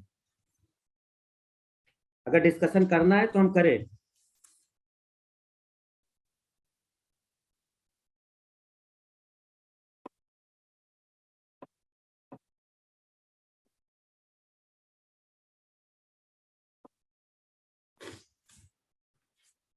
कर दीजिए सर, कुछ लोग कह रहे हैं कर दीजिए।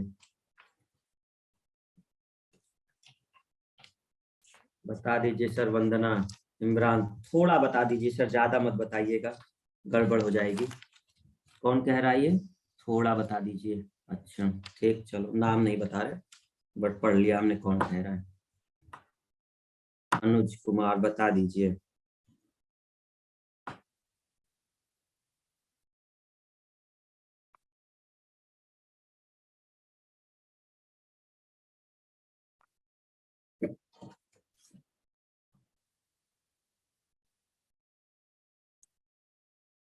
हाँ पूरा बता दीजिए सर, बिल्कुल मत छोड़िए कुछ। रोशनी साहू सर, सब बता दीजिएगा। अच्छा ओके, कहाँ बैठी है रोशनी साहू? कुछ ना छोड़ेंगे, ठीक है, सब बताएंगे। हम्म, हम्म। ये क्या कमेंट है या मतलब ये दो तरीके से देखा जाता है। सर पूरा बता दीजिएगा, बिल्कुल मत छोड़िएगा, मतलब ये एक कमेंट भी है। कि मतलब समझ पा रहे हो? ठीक है। एक दूसरा तरीका है कि नहीं सर हमको नहीं आ रहा है, पूरा बता दीजिए। सेंस दोनों अलग अलग हैं। अब जो है तो उस हिसाब से समझा जाए। ठीक है, कोशिश करते हैं। देखो, समझा देते हैं, जरूरी है, क्योंकि अब चीजें समझना बहुत रिक्वायरमेंट है। एक बात समझना स्टूडेंट्स, कितना टाइम हो रहा है? 10 बज गया। ये जो चल रहा था, ये चीज जो पीछे हमने देखा था 1919 में, तो 1919 में हमने आपको एक सेंट्रल लेजिस्लेचर बताया था। तो सेंट्रल लेजिस्लेचर में हमने एक आपको चीज समझाई थी, बाई कैमरल, द्विसदनीय, ये लेजिस्लेटिव और काउंसिल ऑफ स्टेट, ये चीज समझाई थी हमने आपको। क्लियर है? और एक चीज हमने यहाँ पर आपको नहीं समझाई थी, प्रोविंशियल वाला। एक पॉइंट हमने आपको यहाँ पे नहीं समझाया था। कौन सा नहीं समझाया था? हमने आपको यहाँ पर एक चीज यहाँ पे नहीं समझाई थी, प्रोविंशियल लेजिस्लेचर। यही है प्रांतीय। प्रांतीय मतलब राज्य समझ लो, जैसे ये सेंटर है, केंद्र, ये है राज्य। जैसे ये सेंटर पूरा देश का समझ रहे हो, लोकसभा राज्यसभा, ये है यूपी, बिहार, ठीक, बंगाल, महाराष्ट्र, समझ गए, गोवा, गुजरात, ये हो गया प्रोविंशियल। तो प्रोविंशियल लेजिस्लेचर में भी तो है विधानसभा, विधान परिषद। भाई केंद्र में हमारे पास कौन है लोकसभा राज्यसभा बनाने के लिए? आज के हम अगर प्रोविंशियल देखें तो प्रोविंशियल में भी कौन है? तो प्रोविंशियल में कुछ हैं तो जो देखते हैं राज्य के स्तर पर। तो ये चीजें हैं। तो ये जो पॉइंट है अभी 1919 वाला, 1919 वाला, इस 1919 वाले में यहां पर द्वैध शासन चल रहा है।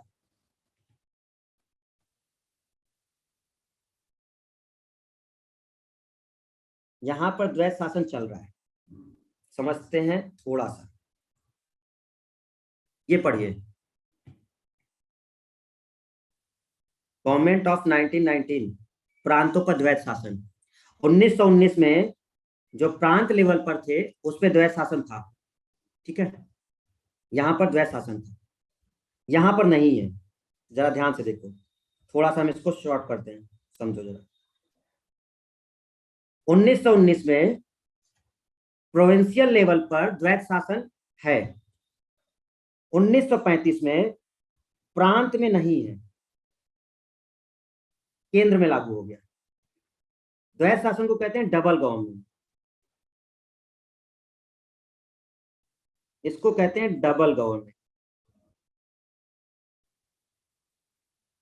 तो 1919 में यह प्रावधान था डबल गवर्नमेंट का, लेकिन 1935 में नहीं है, ये खत्म कर दिया गया है।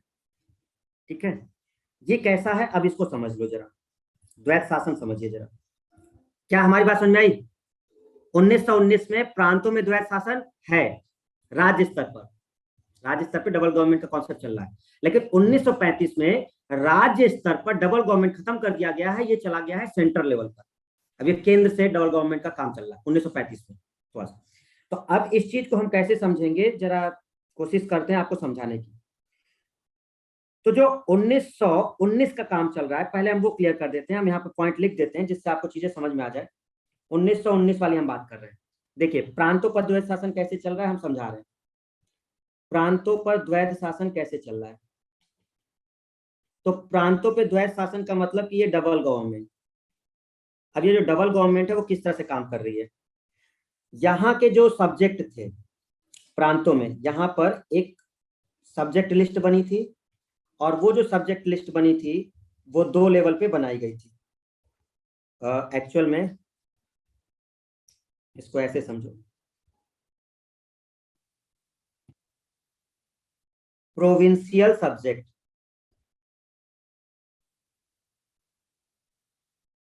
जो प्रांत बना सकते थे। ठीक है, प्रांत बना सकते थे, क्योंकि हम सेंट्रल वाले की बात नहीं कर रहे, प्रोविंशियल की बात कर रहे हैं। तो प्रोविंशियल सब्जेक्ट थे। इस प्रोविंशियल सब्जेक्ट को बनाने के लिए ही डबल गवर्नमेंट कहा जाता है। और वो डबल गवर्नमेंट का मतलब क्या था? एक जो था, इसको 2 पार्ट में बांट दिया गया था। इस प्रोविंशियल सब्जेक्ट को 2 पार्ट में बांट दिया गया।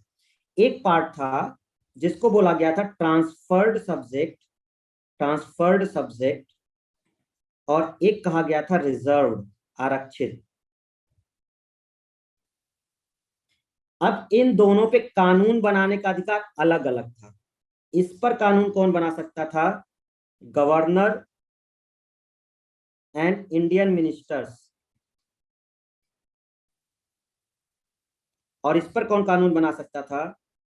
Governor and his council. ये हो गई दो गवर्नमेंट, ये दो गवर्नमेंट हो गई।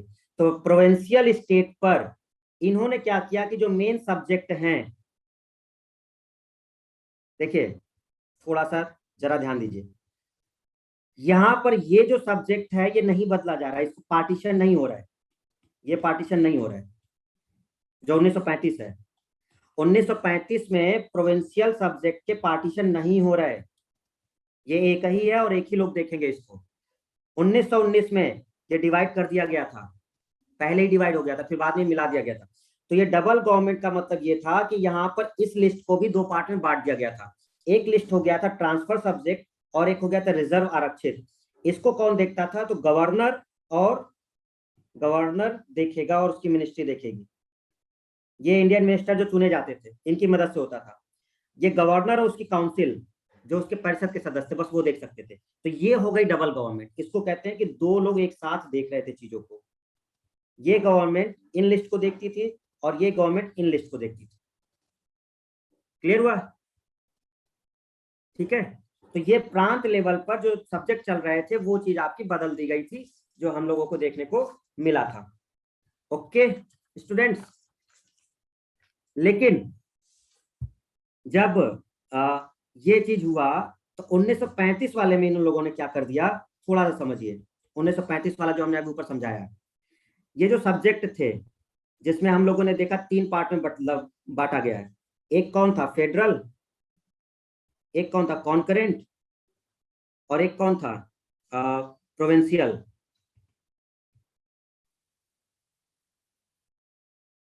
अब बताइए कि 1919 वाले में, 1919 वाले में जो द्वैध शासन चल रहा था वो प्रांत वाले पे लागू था, ये प्रोविंशियल वाले पर। ये लिस्ट हटा दी गई, ये लिस्ट ला दी गई यहां पर। अब ये हो गया ट्रांसफर्ड और हो गया रिजर्व।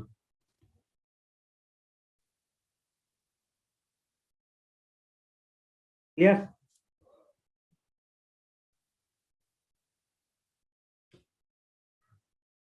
कौन देखेगा इसको? Viceroy and ministers. इसको कौन देखेगा? Viceroy and his council. This is called द्वैध शासन।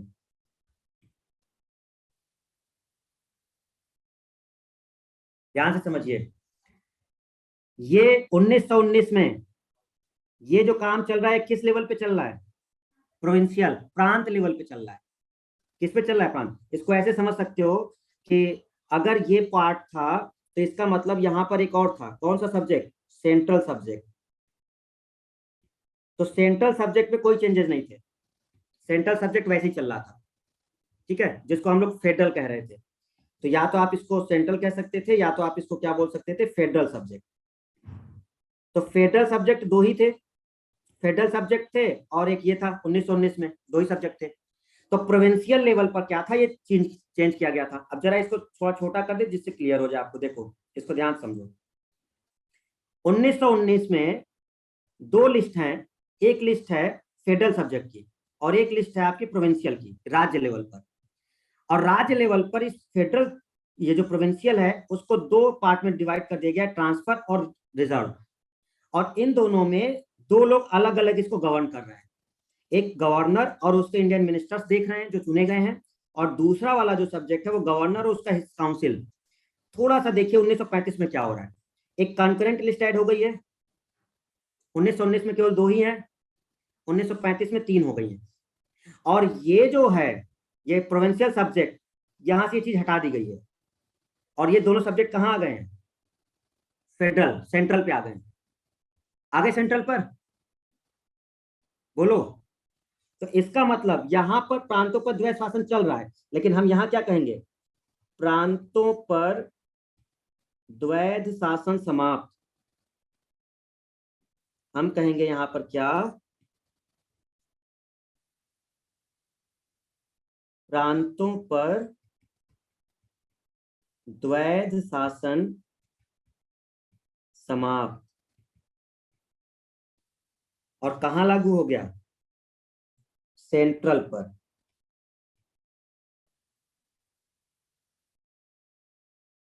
सेंट्रल पर लागू, समझ गया हो गया अब, ठीक है।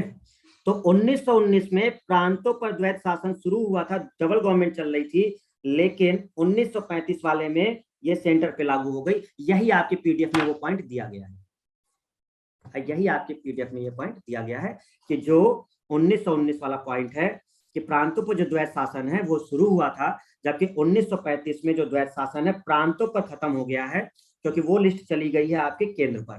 तो सेंटर पर वो सब्जेक्ट देखे जा रहे हैं। और ध्यान रखिएगा यहाँ पे टर्म वायसराय यूज हो रहा है, क्यों, क्योंकि सेंट्रल पे जो चीज है वो वायसराय देखता है, जो प्रांत या राज्य में है वो गवर्नर बैठे हुए हैं, क्योंकि वायसराय राज्य में नहीं है, वायसराय पूरा सब कुछ देख रहा है।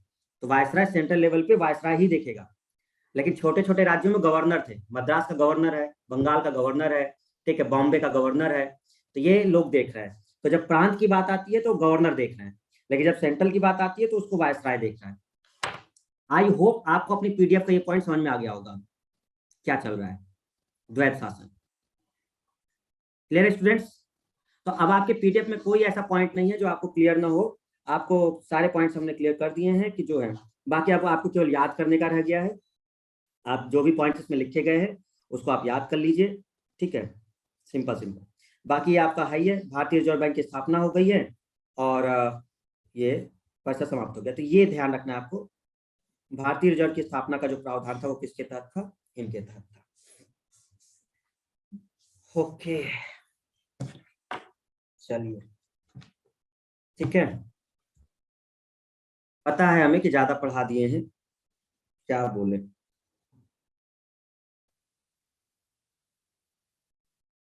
ज्यादा हो गया ना, है ना, ओवरफ्लो हो गया, इतना तुम लोग के दिमाग में कहाँ जा पाएगा, हम समझ ही नहीं पाते वो सब। अब इतना चला जाए तब क्यों। अब हम तुम्हारी उम्र के हिसाब से नहीं सोच पाते ना, अब हम अपने हिसाब से सोच रहे हैं, शायद हो गया होगा। अब हमें क्या पता, तुम लोग 22-23 साल की उम्र के, अब चल रहा है उसमें उसमें सर इधर से जा रहा है, इधर से गायब हो रहा है सर, उड़ रहा है सर, आज तक सुने ही नहीं सर, पहली बार तो सब्जेक्ट सुन रहे हैं सर, हैं सर। कोशिश करो, चीजें समझ में आ जाएंगी, कोई ज्यादा दिक्कत नहीं है। देखो रटने से बेटर है, हमारा सीधा सा कॉन्सेप्ट है, रटने से बेटर है चीजों को समझना जो आगे आपके काम में, ठीक है ना। और भले थोड़ा समय लग जाता है, लेकिन ये आपको हेल्प बहुत करेगा, बाद में चल के आप कहोगे हाँ सर ठीक था, नहीं तो फिर वही रटते रहोगे, फिर वही चीजें रहेंगी, है ना। ठीक है स्टूडेंट्स, कोई दिक्कत यहाँ पर किसी को नहीं।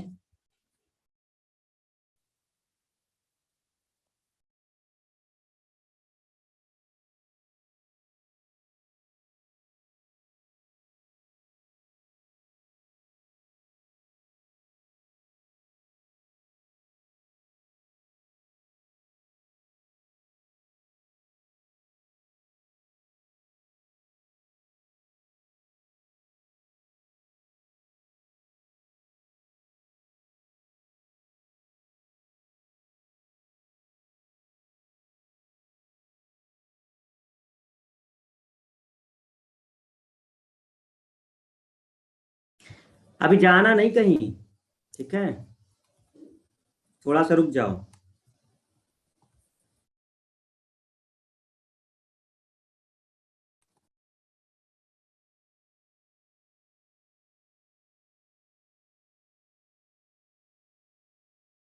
और जिनको जाना है वो जा सकते हैं, कोई वो नहीं है, ठीक है।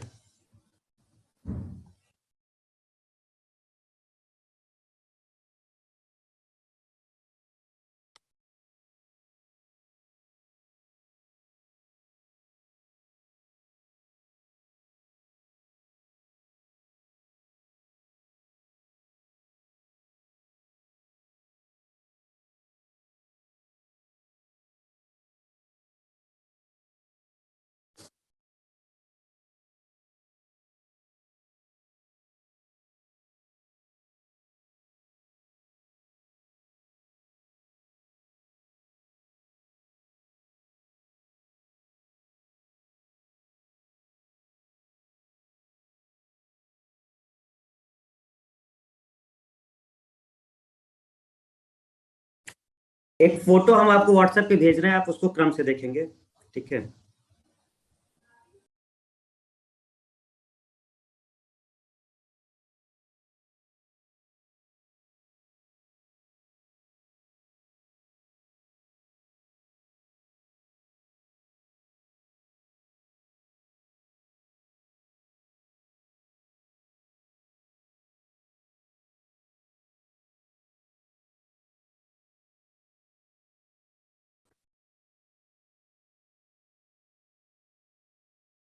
व्हाट्सएप पे चला गया होगा, अपना व्हाट्सएप चेक करो जरा सभी।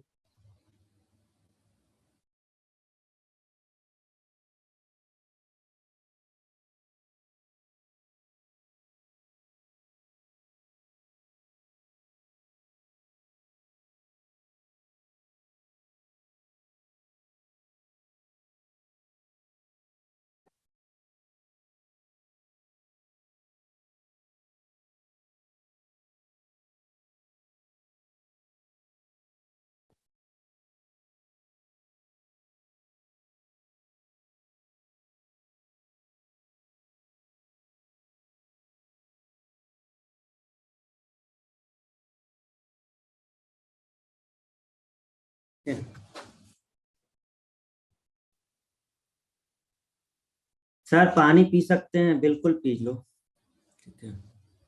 हम रोके कहाँ है, तुम जा सकते हो भाई, हम रोके थोड़ो हैं।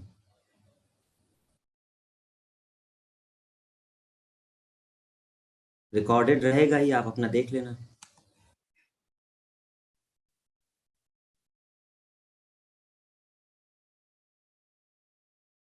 सर जी हमारे क्वेश्चन को सॉल्व कर दीजिए। हाँ ठीक है, सॉल्व कर देंगे बेटा, कर देंगे तुम्हारे उसको सॉल्व। ये असल में हम आपको समझाने वाले हैं इंडियन इंडिपेंडेंस एक्ट, लेकिन ये अभी हम आपको केवल एक ओवरव्यू दे रहे हैं, जैसे थोड़ा सा आइडिया मिले, कल हम लोग इसको डिस्कस करेंगे। आपके व्हाट्सएप में पहुंच गया है क्या?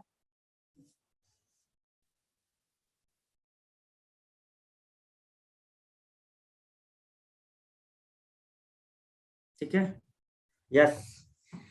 देखिए इंडियन इंडिपेंडेंस एक्ट जो आया है 1947 का, आप उसको जरा समझिए। क्लीमेंट एटली, ये जो क्लीमेंट एटली है, ये प्राइम मिनिस्टर जो वहां का, ठीक है, क्लीमेंट एटली। तो 20 फरवरी 1947 को ये अनाउंस कर रहा है, जो इसमें लिखा गया है, ठीक है, 20 फरवरी 1947 को ये अनाउंस कर रहा है। क्या कर रहा है? अनाउंस कर रहा है।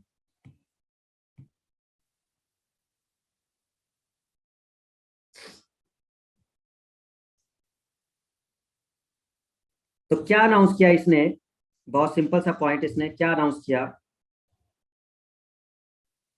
British would quit India after transferring power into the responsible hand not later than 3 June 1948। ये कह रहा है, हम ब्रिटिश हाउस ऑफ कॉमन्स जो वहां चल रहा है, वो कह रहा है कि हम क्या कर रहे हैं, हम यहाँ की जो गवर्नमेंट है, जो भी रिस्पॉन्सिबल लोग होंगे उनकी हाथों में हम यहाँ की पावर दे देंगे, और 3 जून 1948 तक हम ये सब करके चले जाएंगे। ये हम मॉडर्न हिस्ट्री में पढ़ा चुके हैं, माउंट बेटन योजना या प्लान जो चल रहा था, अगर आप रिवाइज किए होंगे तो आपको पता होगा। तो ये हाउस ऑफ कॉमन्स में ऐसा हो रहा है, बात चल रही है, क्लीमेंट एटली अनाउंस कर रहा है कि British would quit India after transferring power into the responsible hand not later than 3 June 1948। हम इसके पहले पहले यहाँ अपनी जो पावर है वो दे देंगे और हम भारत छोड़ के चले जाएंगे, क्लीमेंट कह रहा है, ठीक है, ओके। 21 फरवरी 1947, 20 फरवरी की बात चल रही थी। माउंट बेटन देखो कितना सुंदर आदमी है, ठीक है ना, कितना हैंडसम है और कितना बढ़िया लग रहा है माउंट बेटन, है ना। तो इस समय क्या था कि जो वायसराय ऑफ इंडिया है वेवेल, उसको, उसकी जगह कौन बना दिया गया? Mount batten. क्या स्टूडेंट्स आप लोगों ने अपने मॉडर्न इंडिया को रिवाइज किया है? वहां पे सब बताया है हमने, ठीक है, कि फिर लॉर्ड माउंट बेटन को बनाया गया था और कहा गया कि आप भारत जाइए और देखिए कि कैसे इनको आजाद करना है जिससे ज्यादा दिक्कत ना आए, ठीक है। माउंटबेटन साहब का ओके, अभी पहुंचते हैं। फिर आई डेट 3 जून वाली, 3 जून 1947, British government proposed a plan and that is called Mountbatten plan. इसको कहा गया माउंटबेटन प्लान क्योंकि माउंटबेटन को बना दिया गया और वो यहां पर आ चुका है। ठीक है, ओके। माउंटबेटन प्लान क्या था? माउंटबेटन प्लान क्या था? एक तो ये रैंडम हो गए है ना, कहाँ गया सर? अपने उसमें देखो माउंटबेटन प्लान,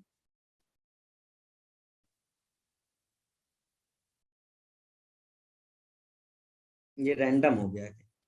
ये रहा माउंटबेटन प्लान। तो माउंटबेटन प्लान में क्या बात किया जा रहा है कि भैया पार्टीशन की बात की जा रही है, सीधे भारत का पार्टीशन होगा, माउंटबेटन बता रहा है, और पाकिस्तान और इंडिया के रूप में इसका पार्टीशन किया जाएगा। ठीक है, सिंपल। इसने कहा ठीक है, पार्टीशन होगा। अच्छा, फिर क्या हुआ?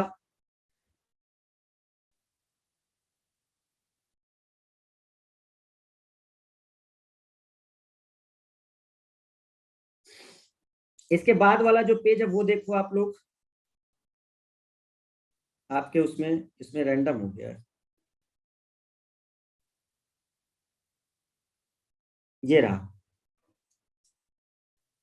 जैसे ही हुआ तो अब इसमें बात की गई, देखिए पहले क्या चल रहा है, क्लेमेंट एटली जो है वो अनाउंस कर रहा है हाउस ऑफ कॉमन में, हम आपको आजाद कर देंगे। 21 फरवरी 1947 को वायसरॉय ऑफ इंडिया जो है वो फिर माउंटबेटन बन के आ रहा है। 3 जून 47 को माउंटबेटन प्लान आ गया है जिसमें पार्टीशन की बात की गई है। अब ये पार्टीशन होने वाला है। पार्टीशन किया गया, ये बना दिया गया आपका कौन? पाकिस्तान और ये भारत। आप जरा समझिएगा स्टूडेंट इस चीज को, क्या partition of the provinces of Bengal and Punjab between the two new countries, आप अगर इसमें ध्यान दें, जो ग्रीन एकदम रेड, मतलब जो हाईलाइटेड ग्रीन है ये वाला, ये जो डार्क ग्रीन है, ये डार्क ग्रीन, तो ये जो डार्क ग्रीन है ये पाकिस्तान का पार्ट था। ठीक है, और इधर भी ये जो पार्ट थे तो ये भी कुछ इसमें से पाकिस्तान को दिए गए थे, इधर वाला जो बंगाल इस साइड का लिख रहा है। ठीक है ना, लेकिन अब दिक्कत क्या थी कि यहाँ पंजाब है और पंजाब को भी डिवाइड करना था, इसीलिए आज के डेट में जो आधा पंजाब है वो पाकिस्तान के पास है, जो आधा पंजाब है वो भारत के पास है। तो जब पार्टीशन हुआ था तो इसमें जो पंजाब था इसका भी आधा पार्ट, तो वही अब देखिए लिखा हुआ है, partition of the provinces of Bengal and Punjab between the two new countries. Mountbatten plan में ये चीज रखी गई कि जो पाकिस्तान और भारत बन रहा है इन प्रांतों का क्या होगा। पंजाब तो है लेकिन अब पूरा पंजाब पाकिस्तान को नहीं दिया जा सकता, तो इसमें से कुछ पार्ट जो है पंजाब के वो पाकिस्तान को चले गए और कुछ पार्ट यहाँ पर भारत के पास रहा। ठीक है, उसी तरह से बंगाल के पार्ट को भी किया गया, तो कुछ पार्ट्स आपके ईस्ट पाकिस्तान के पास रहा और कुछ जो रहा वो भारत के पास। तो ये चीजें देखने की मिली। ठीक है, आगे क्या हुआ? अगला वाला अपना वो देखो पीडीएफ, अपने उसमें देखो इमेज में,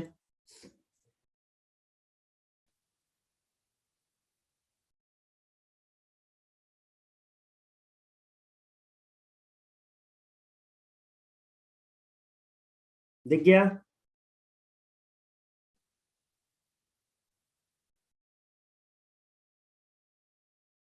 एक ये है,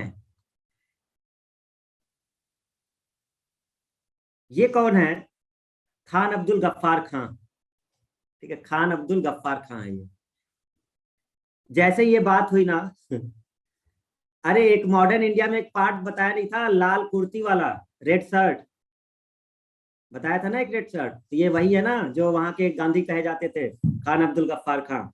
तो खान अब्दुल गफ्फार खान जो थे इन्होंने मतलब अपोज किया था कि ये जो रेफरेंडम है कि ये पार्ट कितना पार्ट भारत के साथ रहना चाहता है कितना, ही तो असल में वोटिंग कराई गई थी, तो ये मना कर रहे थे खान अब्दुल गफ्फार खान, ना ये सब नहीं होगा। बट ऐसा नहीं हुआ, चीजें थी और मानी गई और हुआ भी। इसी वजह से इनको लाल कुर्ती वाला कहा जाता है, उस वाले जिस संगठन के ये थे, क्योंकि ये लोग लाल टाइप का शर्ट या कुर्ता पहना करते थे, तो इसलिए उनको ये कहा जाता था। ये हो गया। और ये क्या किया गया कि ये बन गया, मतलब कुल मिला के ये चीजें डिवाइड हो गई। और अंतिम हम लोगों ने देखा कि इसमें क्या हुआ, ये जो पूरा का पूरा ग्रीन दिख रहा है अब आपको, अब जरा ध्यान दो, बलूचिस्तान, पंजाब, सिंध, और इधर का ये वाला पार्ट, ये ग्रीन, ये चला गया पाकिस्तान के पास, ये वाला ग्रीन और इधर का पूरा ग्रीन, ये सब पाकिस्तान को मिल गया। ठीक है, बाकी जितने पार्ट हैं, ये वाले पार्ट जो हैं, ये वाले, ये जो बाकी दिख रहे हैं आपको, इन हरों को छोड़कर, इन ग्रीन को छोड़कर बाकी जितने पार्ट है भारत का पार्ट था। तो ये सारे पार्ट इंडिया के थे, जो डार्क ग्रीन है ये चीज पाकिस्तान को मिली।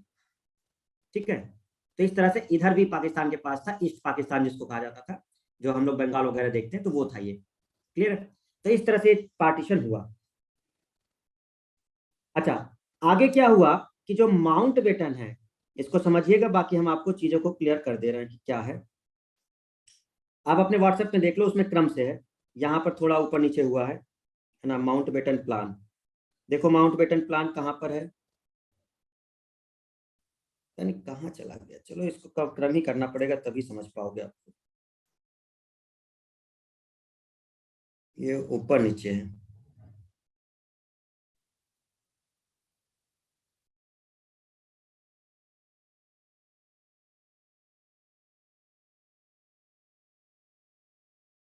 असल में क्या हुआ था, माउंट बेटन प्लान, चलो रहने दो, कल हम इसको कंबाइन कर लेंगे तब बता देंगे, ठीक है, क्योंकि ये अलग अलग चल रहा है, इस वजह से ये थोड़ा सा गड़बड़ कर रहा है, रैंडमली है। एक बार अपने व्हाट्सएप पे देख लेना आप लोग, क्लियर, ये फिगर से बहुत अच्छे समझ में आ जाएगा, नहीं तो पढ़ने के लिए तो है ही है, ये देखो, पढ़ने के लिए तो आपके पास है ही है, ये डायरेक्ट लिखा हुआ है, देखो ना, भारतीय स्वतंत्रता अधिनियम 1947, इसके द्वारा क्या हुआ, ब्रिटिश राज समाप्त हो गया, भारत स्वतंत्र हो गया, वायसराय का पद समाप्त कर दिया गया, गवर्नर जनरल का पद सृजित हो गया।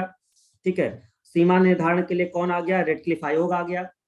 ठीक है, शाही उपाधि खत्म कर दी गई, भारत का सम्राट जो था ये सब समाप्त कर दिया गया, और भारत का विभाजन करके दो स्वतंत्र डोमिनियन बन गए, एक कौन बन गया, भारत बन गया, और एक कौन बन गया, पाकिस्तान बन गया। खत्म हो गए पॉइंट्स, बस इतने ही हैं। तो 1947 में पॉइंट्स इतने ही है, केवल एक याद करना है, एक रेडक्लिफ आयोग बना था, उनने क्या किया, पार्टीशन कर दिया, तो जिसमें कौन बन गए, भारत और पाकिस्तान अलग अलग हो गए, और ये जो सम्राट सब था ये हटा दिया गया, यहाँ से सम्राट सब गायब कर दिया गया। ठीक है, अब वो नहीं मिलेगा, वायसराय का पद खत्म हो गया, गवर्नर जनरल का पद आ गया, जो कि लॉर्ड माउंटबेटन बनेगा। ठीक, तो गवर्नर जनरल का पद आ गया था फिर, और फिर ये ब्रिटिश राज समाप्त कर दिया गया और भारत को स्वतंत्र घोषित कर दिया। इतनी सारी बातें हैं, बस वो समझने के लिए हम वो पॉइंट्स, ठीक है ना, कल करेंगे हम लोग उसको, थोड़ा हम क्रम से कर लें फिगर को थोड़ा अच्छे से, लेकिन आप लोग को व्हाट्सएप पे भेजा है, कोशिश करना थोड़ा सा समझ जाओगे जल्दी। ठीक है, ओके, थैंक यू एवरीवन। आज के लिए आप लोगों का बहुत बहुत धन्यवाद, आप लोग बहुत देर तक हमारे साथ रहे, हम बहुत ज्यादा कृतार्थ हो गए, धन्य है, हम धन्य हैं, आप लोग हमारा साथ दिए। ठीक है, चलिए, अब देखो एक जिन्ना कौन था, देखो देवेंद्र, बेटा देवेंद्र, बताएंगे तुमको, कल बताएंगे जिन्ना कौन था, ठीक है, हाँ, कल बताएंगे जिन्ना कौन था। चलिए, हाँ, चलिए, थैंक यू एवरीवन, आप सभी के लिए, इतना देर हमारा साथ देने के लिए।